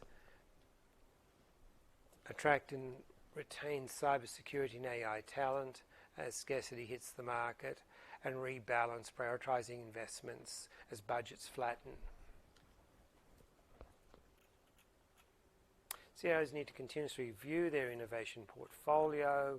Here, then you take the lead, jump digital hurdles faster, and this is the methodology that Gartner used. So that's a very good introduction into our technology discussion. So we're going to talk firstly about AI, machine learning, data science and machine learning, and Gartner's going to try and differentiate for us between the hype and the reality. And this is a very recent, this is a 2019 seminar, and this is from Austin Krantz, who specializes in analytics and BI strategy, data analytics program, BI, reporting dashboards, analytics centers of excellence, ACE, augmented data discovery, augmented analytics, it's applying AI to analytics, citizen data science, which is where the future is going to be. So you might be a management accountant and you delving into the financial reports. You might be a digital marketing executive and trying to segment your customers. So you are a knowledge worker and you're using AI in the tools. So you become a citizen data scientist, because the tools are becoming very user-friendly. So AI, is it going to be a renaissance, or is it Terminator and the machines take over, an apocalypse? So how do we navigate between the hype and the reality? How does it all work together? How do we get started? How does a business get started? So here is Gartner's hype cycle. Who hasn't seen the hype cycle before? Just one person? Well, yeah, a few of you, so you haven't seen this before. So Gartner are able to apply the hype cycle, in fact, to all technologies, which is really a lot of fun. So what Gartner says is that a new technology follows a cycle. And the cycle is that there is an innovation trigger, there's an invention. And the expectation reaches this peak of inflated expectations. What happens after the peak of inflated expectations? What happens next? Where does the technology drop into? What is it? Where does it drop? It's there. The trough of disillusionment. It drops. But then it starts to rise up the what? Slope of enlightenment, and reaching finally to the plateau of productivity. They can apply that to everything. It's funny, isn't it? So a lot of things can become obsolete. They never make it to the plateau of productivity. Some are very far away, like autonomous vehicles, according to Gartner, are more than 10 years away before widespread use. But some might be very quick. So here we're seeing speech recognition, talking to Siri, talking to Alexa, hey Google. That's already a consumer product. It's on the plateau of productivity here. Virtual reality, 2 to 5 years is coming up here. Augmented reality, adding things within our field, like HoloLens. HoloLens is even a mixed reality. Where's mixed reality? That'll be even further up here, not yet. So one can see these technologies. Now, what is an FPGA accelerator? You have to search Google. You can Google. You have to search Gartner, but you can Google it, and you'll probably find it. So this is all Gartner speak here. Let's see what they have to say about their own. So many are headed to the trough of disillusionment. Over half not expected to plateau and deliver reliable productivity until 2022 or later, but huge potential. 40% offer transformational benefits, 51% higher benefits. So through the lens of what's DNA? Very good, data and analytics. That's what this presentation is. It's all about data and analytics. So thinking about data and analytics, half the hype has little to do with data and analytics. Marketers stick AI on anything remotely algorithmic. So these are the key data science, data analytics, and they're all over machine learning as an example. Natural language processing. Here, they're around this peak of inflated expectations. Half the hype, here. And then, so machine learning, predictive analytics, deep neural nets, deep learning, prescriptive analytics. That's what we're going to be talking about here in terms of data analytics and machine learning here. So they're some time off before coming up this plateau of productivity. So now's the time to be experimenting with these things, to gain skill so that your skill improves as an organization as the technology and its acceptance improves. The two can go together. So semantics, the meaning of words and phrases in a particular context. So what about this hierarchy? So we have artificial intelligence, applies to advanced analysis and logic-based techniques, machine learning to interpret events, support and automate decisions and take actions. Data science, machine learning is the use of algorithms to parse data, capture knowledge, learn from it, make a deterministic predictive model. So from that model we then can apply the artificial intelligence, and deep learning is a subset of machine learning that creates knowledge from multiple layers of information processing. So here's Gartner's definitions of the technologies. So now we can apply it. This is a very good slide. It's a very important slide. Where are we heading? So we have data. And the first thing we do with data is we analyze it. From data, we create information. Can someone give me an example? How do we take data and turn it into information? So 30 out of 33 people exited the calendar page because they didn't find what they wanted. Oh, very good. Very good. So Althea's using our prior example, and if we had a good tool looking at how users are navigating mq.edu.au, we would find that 30 out of 33 people who search something to do with timetabling, calendaring, dates, couldn't find what they were looking for and exited the site.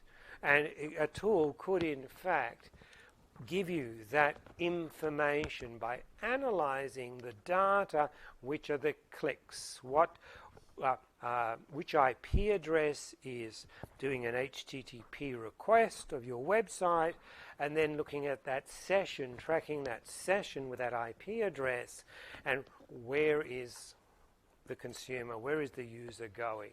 So you could analyze that and you could find out your fails. Once you determine fails, you create a page and you put it in the metadata, calendar, timetable, important events. You tag it in the metadata. You make sure that your internal search engine sees it. You submit it to Google and make sure Google sees it. And as soon as it's typed in, bang, it comes straight up. Yes. So that's turning data to information. So analytics, we can do web page analytics, and it doesn't shine on that, and that describes what happened.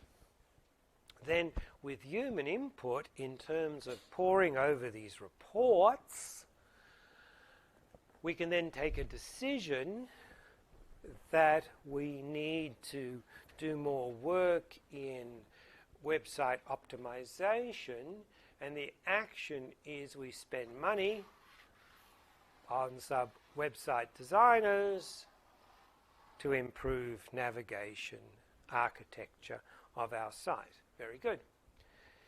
So diagnostic can often be more difficult. Why did it happen? So for instance, we can look at student enrollments here at Macquarie University.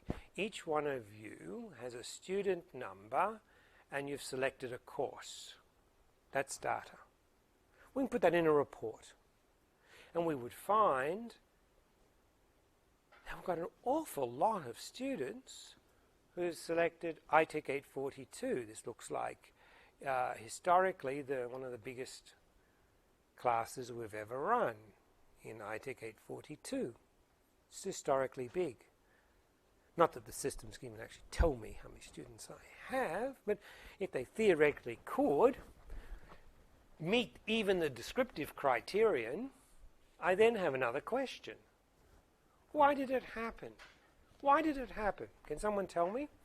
Why is this class so big? Why is it so big?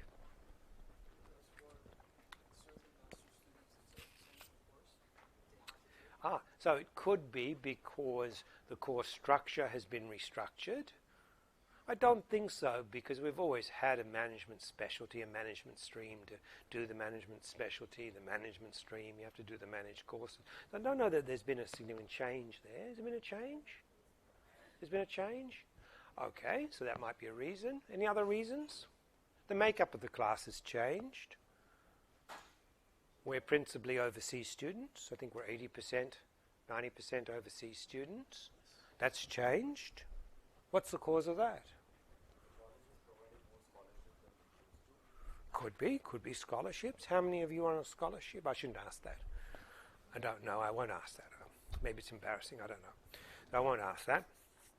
So it could be more scholarships. Does Macquarie University have agents? They do. Are the agents becoming more effective in certain countries? Yes. Yes. So I think that's true.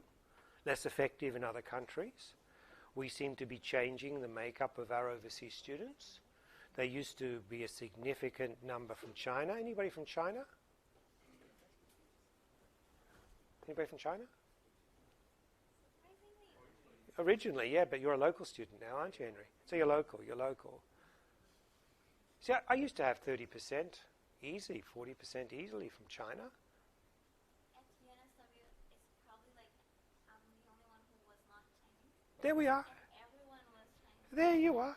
There you are. You see? So Macquarie University has lost all their Chinese students. They've all gone to UNSW. What about subcontinent? What about From I don't know, India, Pakistan, you mean? India, Pakistan, Nepal, Bangladesh? I mean all of that. I think it's going to be 5%. And here might be 40%, yeah? Here might be everyone. Yeah, even more. Yeah, so they're the questions why. We still don't have a conclusion, do we? But we've been brainstorming a lot of factors, haven't we? I thought it'd be interesting to you, something you all can relate to, because you're all sitting here, right? So you all have an interest in how you got here. And so in terms of business management at Macquarie, in terms of doing projections and etc., this is a very interesting question, isn't it? What makes up the classes? And why are some courses... And the SPED 102, it used to have 1,000 students. It's halved. And I think it's because of the structure of people and planet units and the mandation. I think it's changed. I suspect that's the case. Why there's a dramatic change in the number of students. So if you're managing a business, you have to... This is a very difficult question to answer. Why? And then once you know why, we can predict. So I predict that next year I will have a very large ITEC 842 course. It'll be made up of predominantly overseas students, and the majority of these students will come from the subcontinent. That's my prediction. Because whatever's happening, I think will continue, and the university's onto a good thing, and will encourage the agents and continue to pursue what is a successful strategy. So I'm predicting that it'll continue, yeah? So after we predict, then we need prescriptive analytics. And prescriptive analytics can be making a recommendation to a human who then takes the decision, or the ultimate is decision automation. So we see decision automation in self-driving cars. They decide the optimum route and do it, and react to any changes along the way. They're dynamically adjusting. So that's a huge amount of analytics. We saw a terrible example of decision automation in the Boeing 737 MAX. So what happened to the Boeing 737 MAX? And they're still grounded, by the way. What happened? I beg your pardon? Just ran out of the runway and ended up in No, it didn't run out. It didn't run out of runway. No. So there were 2 crashes.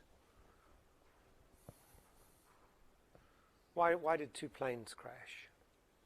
There were some changes in the structure of the plane. So actually, and then after that, they will have to redesign the software that is managing how the plane Yes, broadly speaking. Engines were bigger, so they have the software to align the plane straight. That's true, yes, because they're improving the range of the 737. The engines are bigger, it's carrying more fuel, it's heavier, and the risk of stalling was higher.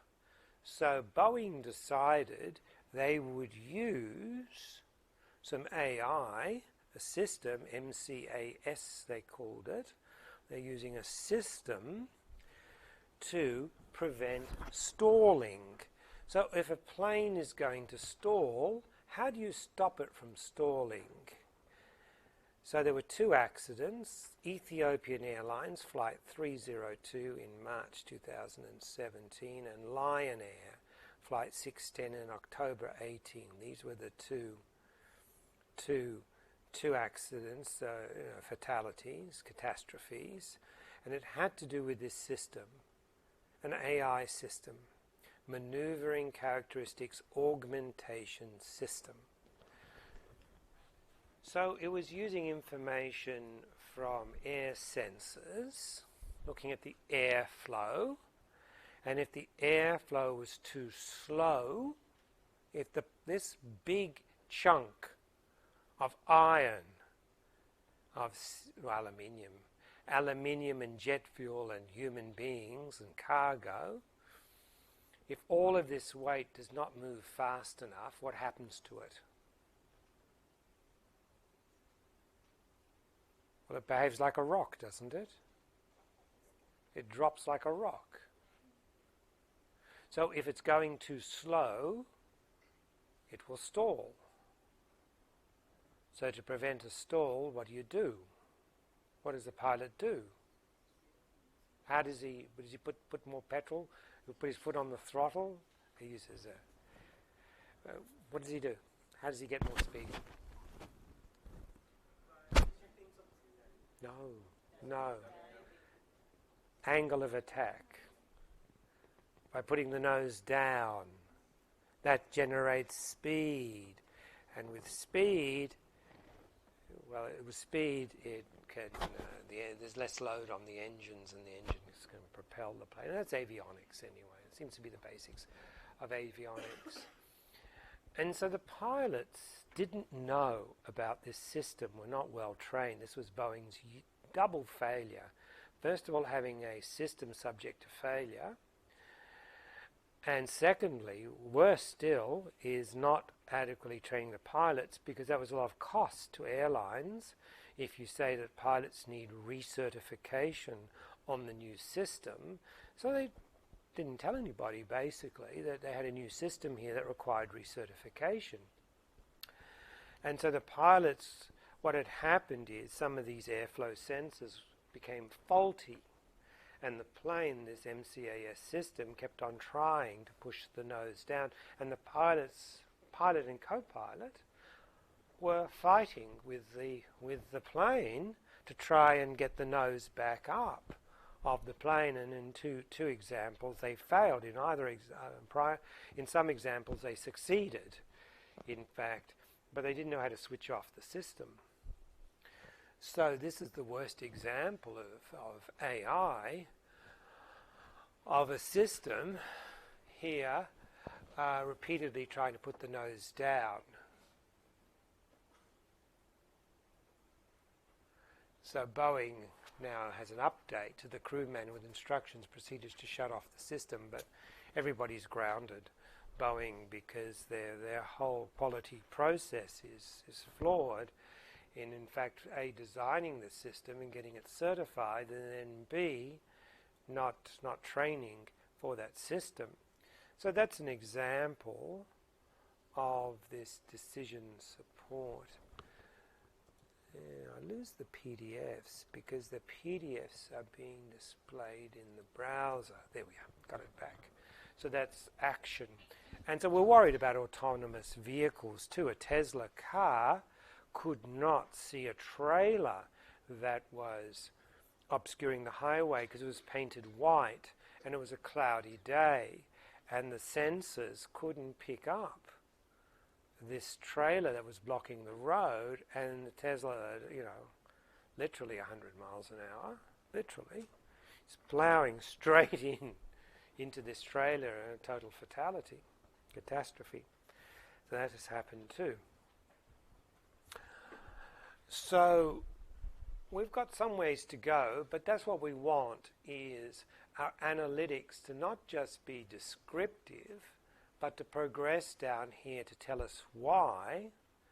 But correlation doesn't mean causation. So in the why, all the data platforms can do is say what's correlated. So I could see some correlations here, which could be causation. Increased class size correlated with a change in structure of the degree. That's causation. That's causal. If we mandate certain units, student numbers increase. With the SPED 102 that I tutor, I think they've unmandated the unit. They've relaxed the requirement. And student numbers are halved. So that's causal and linked. But subcontinent, overseas students with number of students, that's an interesting one that needs more exploration here. So we can look at correlations, but machines don't think very well. They don't have hypotheses, logic, and so they can only show you correlation, and correlation does not necessarily mean causation. And then predictive models, again, only works in limited domains where we've trained the machine, where they've looked at failure models when certain noise and vibration leads to failure of machine parts, for instance. That can work, that can be predictive. And once you know a machine is going to fail, then it can be prescriptive in terms of telling the technician, you need to replace this part because this machine will fail. Or you have a robot that goes out and stops the machine, replaces the part, and self-maintains, a machine that self-heals, self-maintains. We see this with security systems. A security system a virus detection system will detect a virus, will describe it, will diagnose this as a virus, will predict if this virus is not isolated, it will infect the computer, and I will now put it in the virus vault. See? So we're seeing this automation with tools where we have clear models. So what we're trying to do here is look at the inputs and outputs, these pairs here, for certain problems. So the type of problem is customer churn. So we want the inputs here is what is the profile and activities. If you are cost conscious and young and you're complaining, you're probably going to churn. If maybe you're older, wealthier, and we haven't heard from you, you probably couldn't be bothered changing, and we'll probably be able to keep you, and therefore we'll rip you off. What we'll do is we'll increase your premium. So this is exactly what companies do. So for the loyal customer who just automatically renews all the time, they renew automatically with credit card, for instance, they progressively increase the price. This is a passive customer. For the one who says, I want to leave, what do? Yeah. So you're the disloyal customer. You've come in, you've tried the service, you go, no, I don't like it anymore. Oh, no. For you, you get a discount to stay. There's an ethical issue here, a very interesting ethical issue.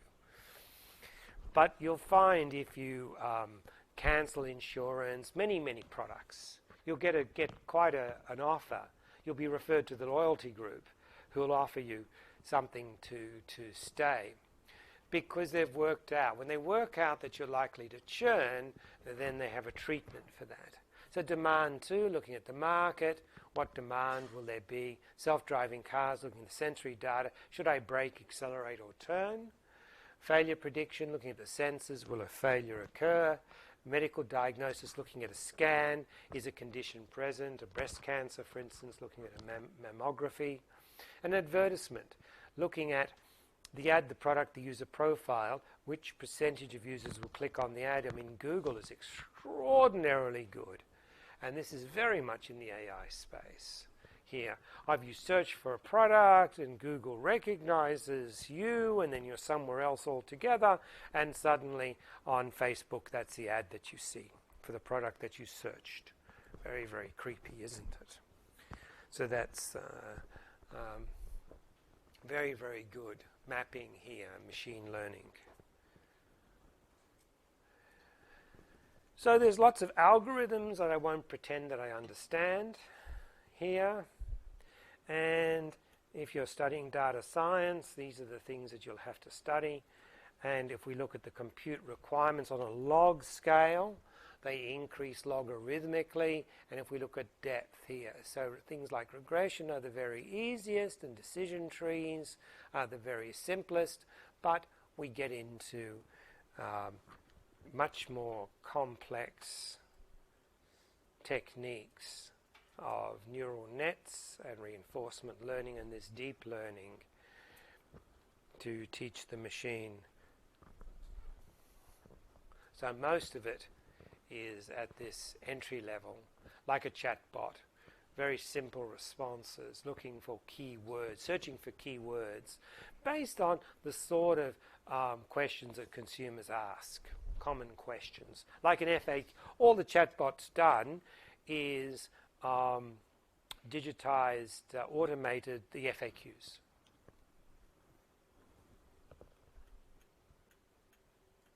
So lots of solutions in terms of increasing cost and sophistication. So there's packaged apps, which are the quickest, cheapest, simplest to use, and then embedding machine learning, increasing in cost in terms of your own app, and then APIs. Azure, for example, has got a lot of machine learning APIs. Augmented analytics, we'll look at the vendors shortly here, and then it progresses in terms of sophistication.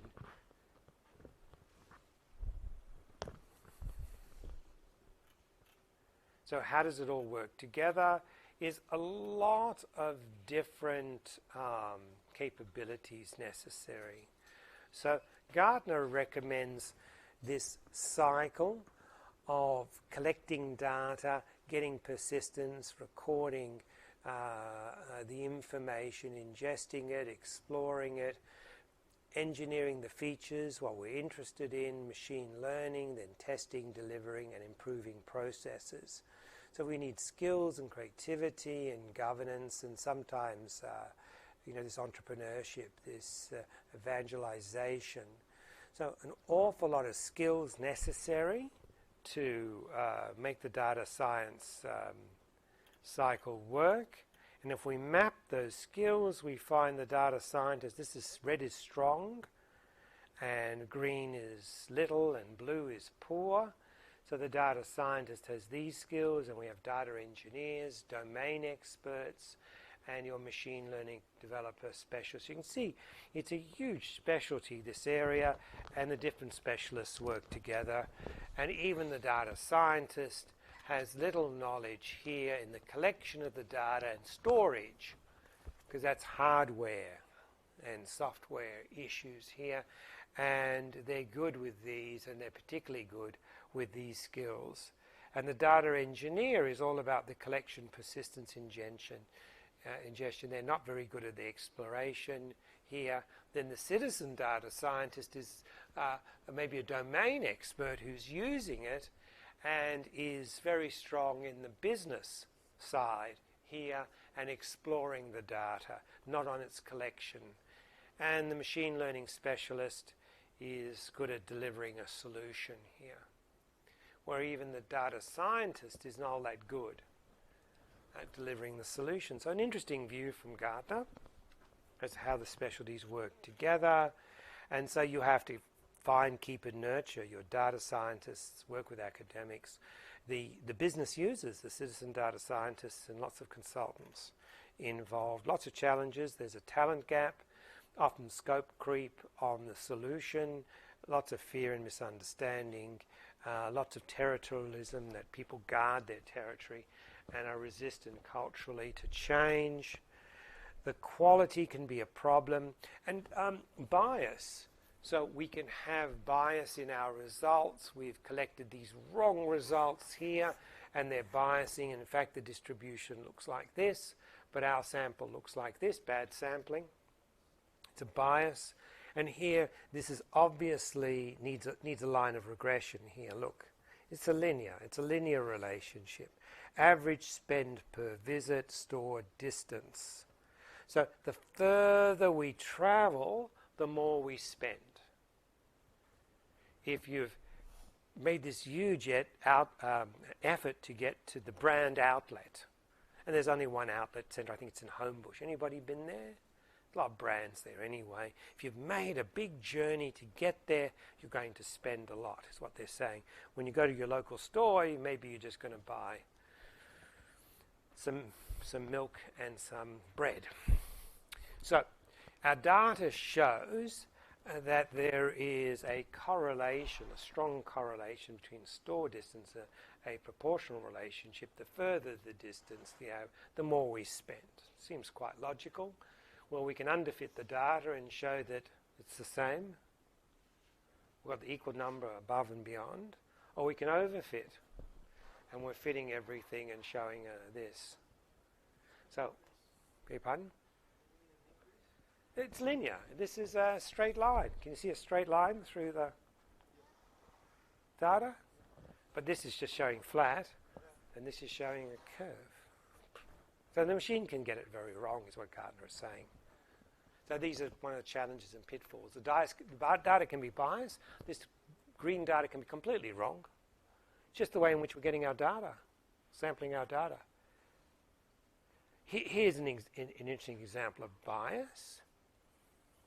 I used to use it very effectively, an effective manipulation.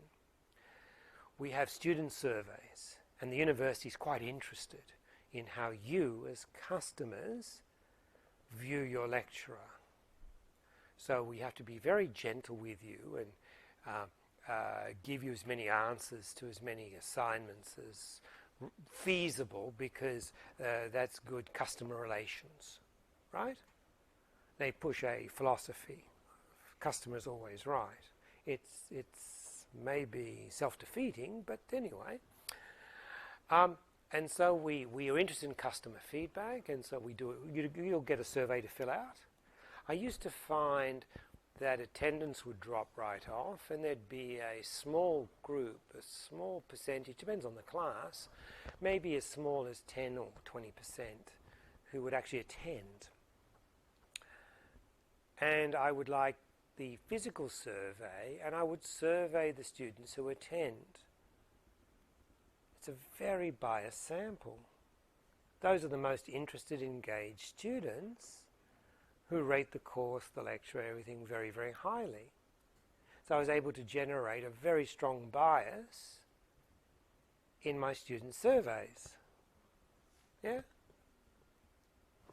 So you can manipulate too. So that's an example. So that's an example of bias. Is you look at not an unrepresentative sample here.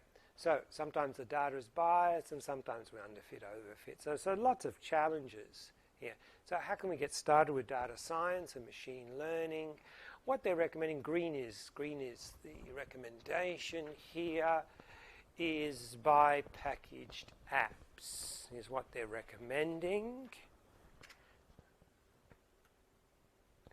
For ease of use, time to solution, solution quality, and cost effectiveness. To buy, build, or outsource, here is try and use local consultants and specialists.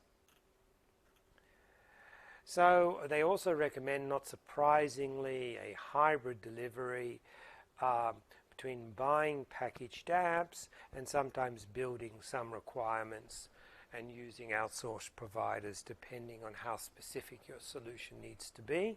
So this is, would be good for most things. And who are the big players? I mentioned Azure with the APIs, machine learning APIs. That's Microsoft here. And IBM with Watson is a big player. But there's K9, and that's open. K9? Yeah, it's open source platform that they recommend has... Anybody used it? Yeah? Is it good? Yeah, good. And what sort of problems did you solve with it? What did you use it for?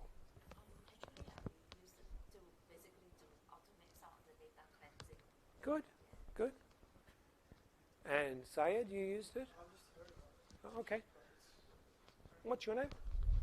What's your name? Sky. Sky. So Sky's used it for data cleansing, getting rid of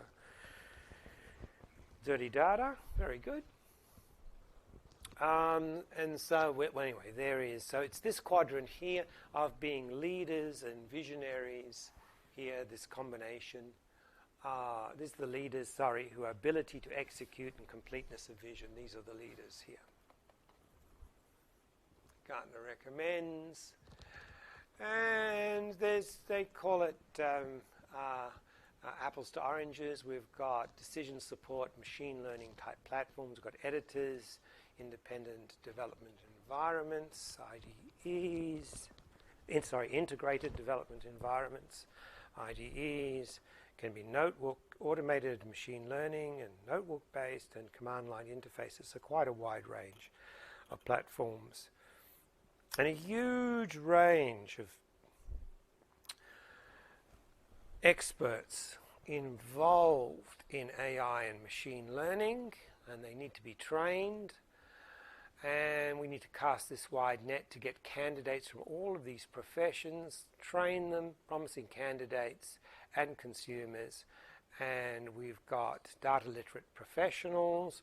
And what we're trying to do here is create these citizen data scientists who can use the platforms to solve business problems.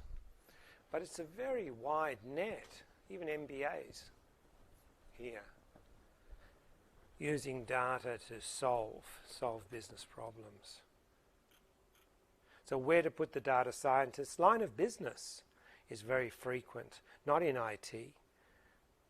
So they need to have business intimacy, knowledge sharing, agility, etc., and sometimes both.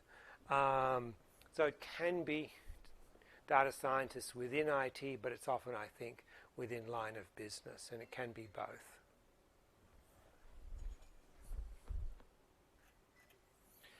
Data science teams are found everywhere. Only 13% report to IT. There you are. They're all over the place.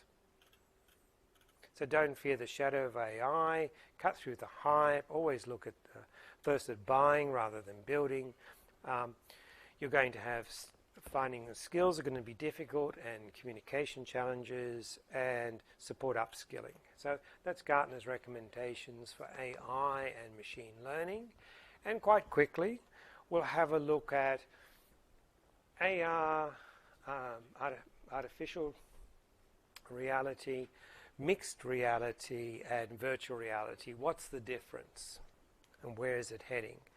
And again, this is a 2019 webinar, very recent, and this is by Marty Resnick, 19 years industry experience, research director, enterprise architecture, technology innovation team in Atlanta, and focus on the role of the architects, in emerging technologies.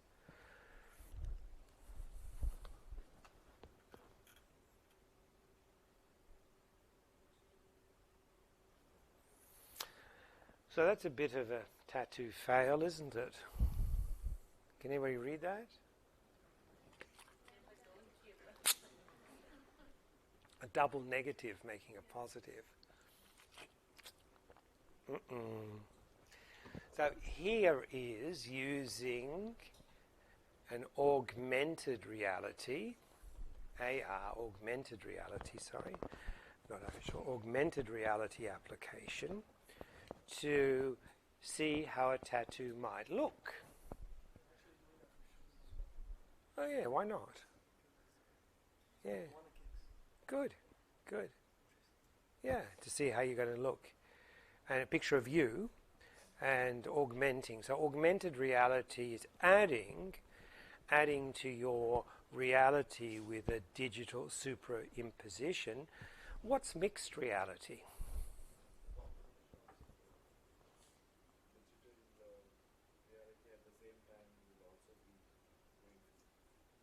Yes, absolutely. So mixed reality is being able to interact with the digital artifact. So if, for instance, I'm wearing a HoloLens and I can see a beach ball in front of me, what I can do is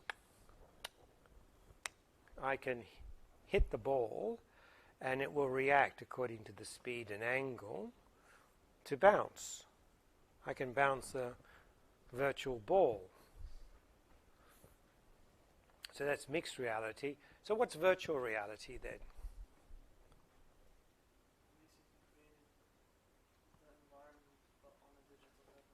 Yeah, it's a completely fake environment that I could, for instance, put an Oculus Rift headset on my face and I could be enjoying an African safari. I could be sitting in a open-top vehicle and I can be looking around, seeing the elephant and hearing the elephant. I don't think the elephant will trample me, which is good.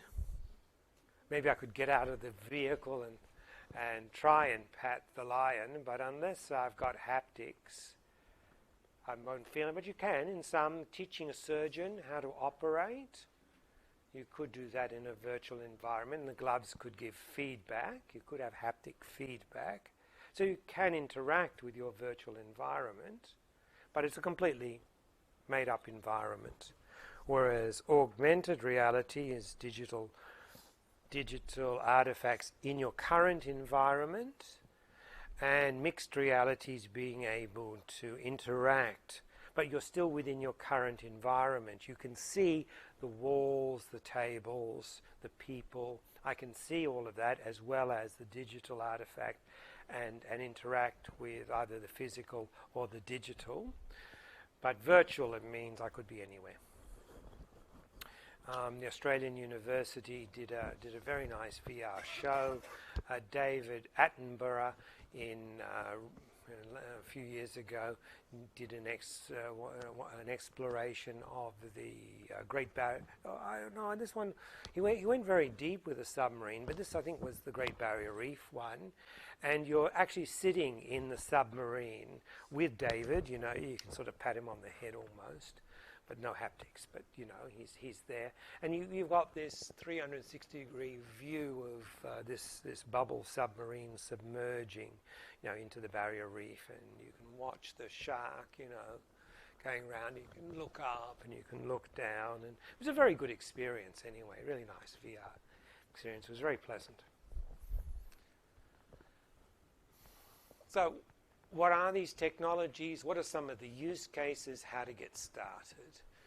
So, firstly, what they're showing here is what? What is this a picture of, do you think? But what type of video chat do you think?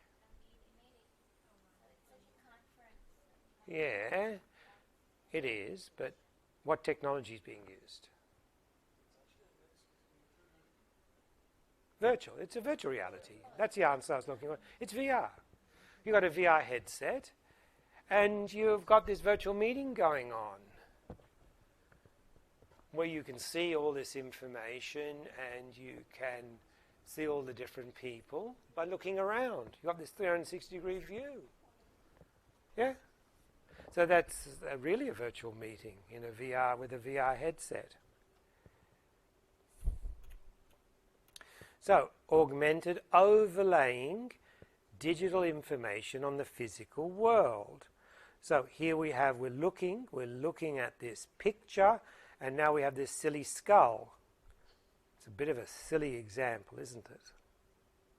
What would be good is if I'm in a new city, and I look at my camera view, and I see the names of the buildings. Oh, that's the Eiffel Tower. That's l'Arc de Triomphe. This is the Champs-Élysées. That's the this and that.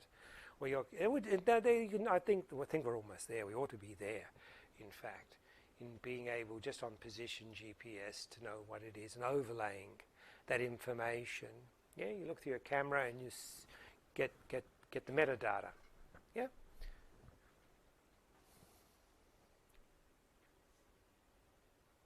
We're almost there. You know, Google Maps is pretty good. It's giving us a digital representation of the physical world. It's showing us the direction. That's amazing how they can do that. How they show us the direction you're going in. Almost an augmented reality. And then virtual, where this is an HTC glasses here, where you're immersed in a virtual world. And then we've got this Microsoft's HoloLens, which is an example, hasn't been very successful, as an example of a blend of the physical and digital in which the users may interact. This is the word here, which you can't read. Interact with digital and real-world objects. It's a bit like the Wild West. Maturing, it's maturing in 2019, augmented reality, driven by lessons learned. There's lots of churn in devices, expectations are high, usage is still low. Has been overhyped for a long time. No, I know it's low. Thank you. Has been overhyped for a long time, but it's starting to show promise. So some of the use cases.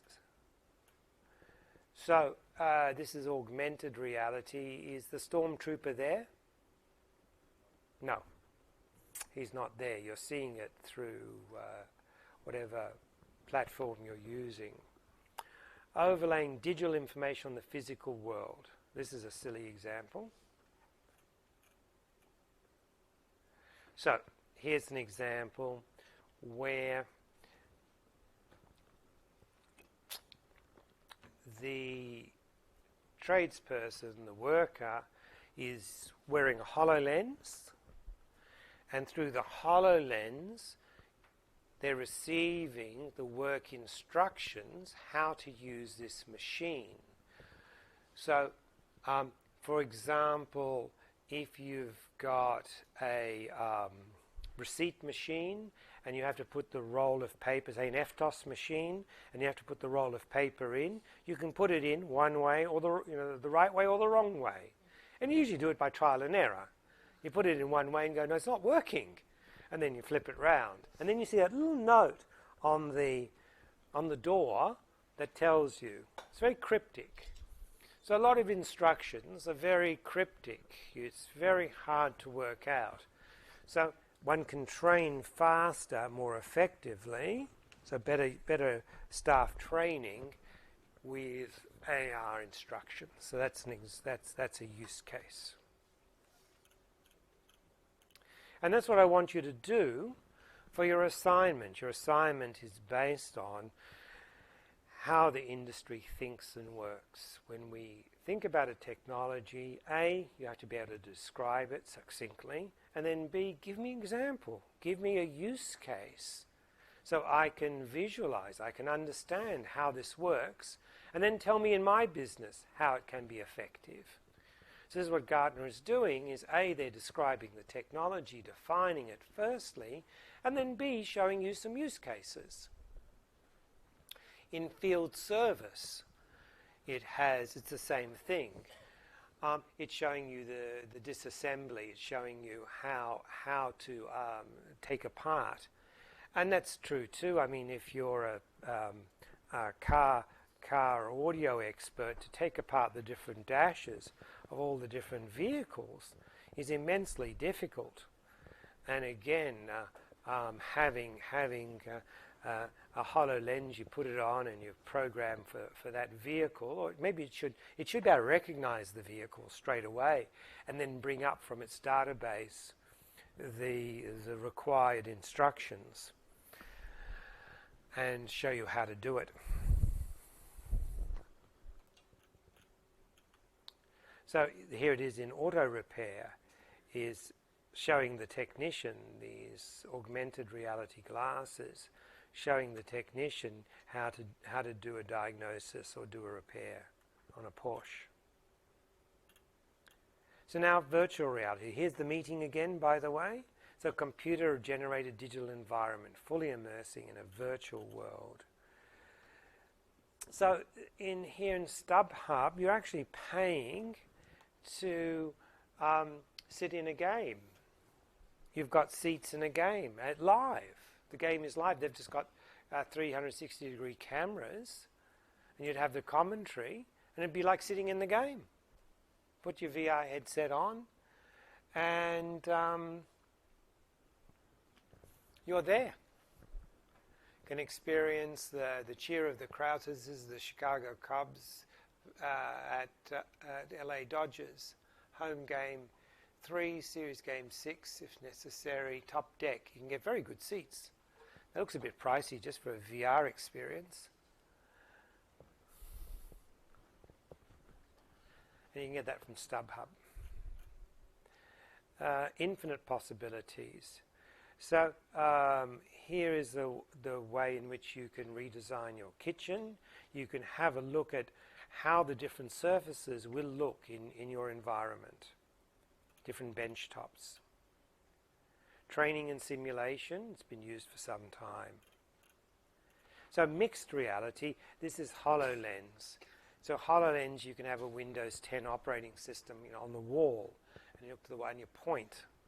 And I think you have to do different gestures for the HoloLens. It doesn't have very good resolution acuity though. Physical and digital worlds, users interact digital and real world objects, maintaining presence in the physical world. So the windmill is digital, lots of digital. But in mixed reality, as opposed to augmented reality, you can interact. So this is 2 HoloLenses here, and they're looking at design collaboration and visualization, how it might look with different designs. This is using a mixed reality rather than a virtual reality to train a surgeon. This is an education, exploration, and maybe buying. You've got a team maybe doing a design for a new laboratory there and trying out different equipment and making a decision based on simulation. So rather than computer animation and simulation, this is done in real time. So how to get started. The use cases drive the VR decisions. Is what is your use case will determine how complex it might be.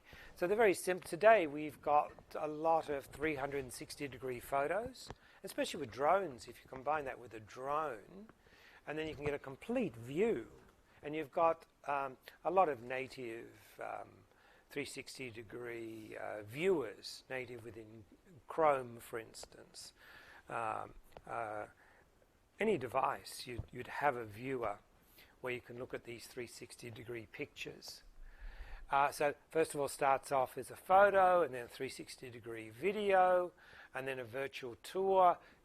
You can look around for selling real estate, for example. Then data visualization, 3D. Then commerce, buying things, and then simulation and training. So this is up the scale of interactivity and complexity. And that technology is here today. So in terms of use cases for augmented reality, field service, logistics, training, immersive analytics. Start with the minimum viable product, of course. That's the simplest, cheapest version that's going to meet your use case, and see whether that's good enough or not.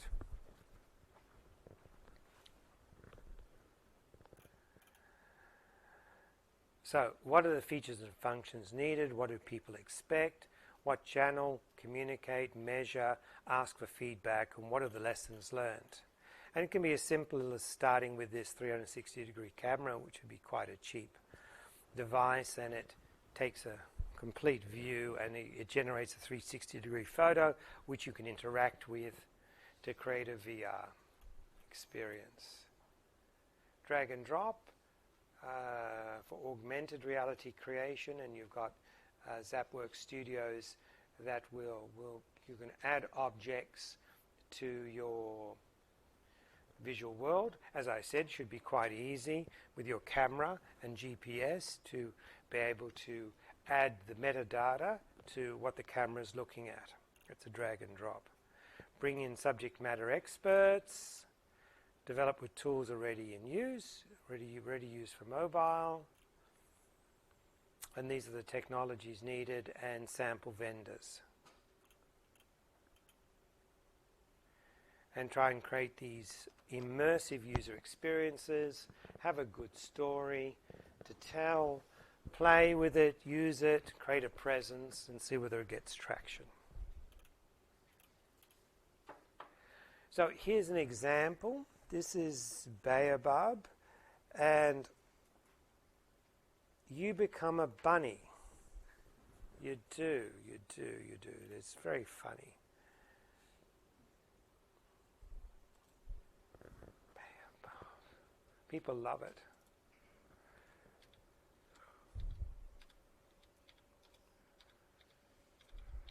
Because the bunny is very cute, and then they're not scared of virtual reality.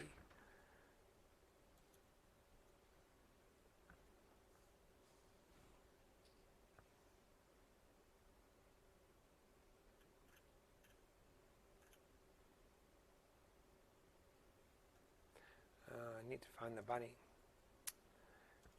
That's the image of the bunny. Where's a video? Oh yeah, there's an article from CNET. Yeah, I know. There's the bunny. No, not another survey. Analytics, you see. Me right, love me right now, love me right, just love me.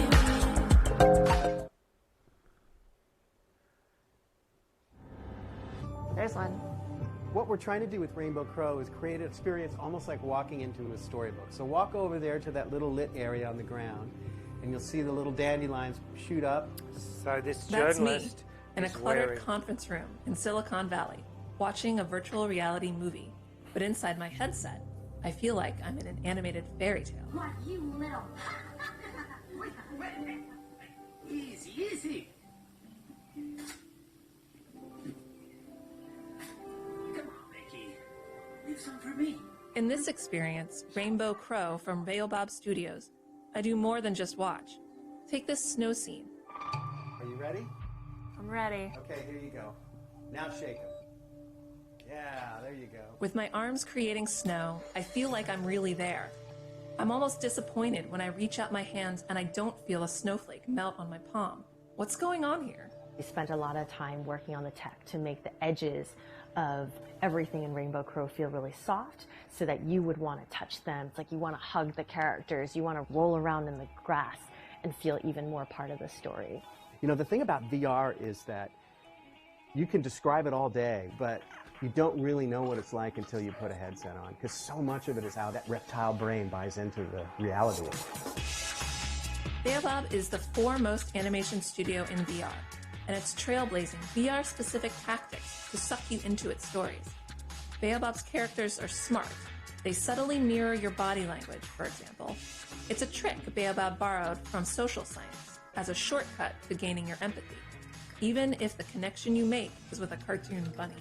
In their first feature, Invasion, the characters look directly at you, and you can't help but respond. Wherever you are, that character will look at you and find you. And if you're moving, that character will track you with their eyes. When the little bunny hops up and looks at the viewer in the eye, people were doing stuff they never do in a movie theater. You know, they're like talking to the bunny and they're waving and they're reaching out, trying to touch it. They're mimicking their body language. In fact, research is mounting that VR actually impacts the human brain differently than passive experiences like watching TV or movies. After Baobab nudges you to move and interact, you won't simply remember something you saw. You've generated a memory of something you did.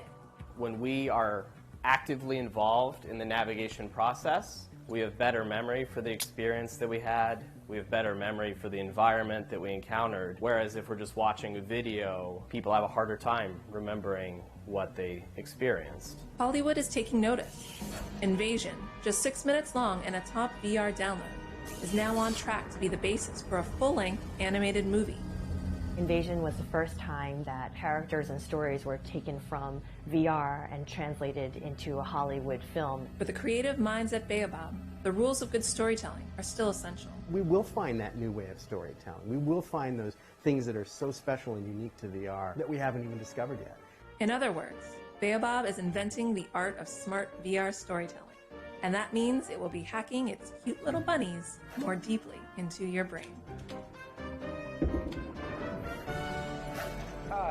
Interesting applications for training, staff training, for collaboration. One of the exciting things about writing and teaching a sushi class is that I have skills and experience and a story that I can share, and I use Grammarly.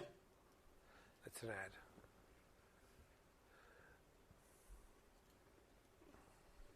So that's Baobab at its buddy. While we're physically in one place, we're often mentally immersed in another. Levels of immersion are very, very high. And so because the immersion is high, the engagement's very high. So product demonstrations for your customers would be interesting. So try out immersive experiences yourself. You won't understand unless you experience it. AR, VR, MR should be part of a multi-experience strategy. Focus on what can be done today. Low-hanging fruits, 360-degree cameras. It's much easier than a virtual showroom. Should I add immersive elements to existing applications? What are the unique analytics for immersive? And subject matter experts. So, interesting overview of artificial intelligence, machine learning, and augmented realities from Gartner, very recent from Gartner. And we'll continue the discussion next week. We'll look at augmented analytics, adding AI to data, blockchain, IoT, RPA, and then I'll get you to do your assignment. See you next week.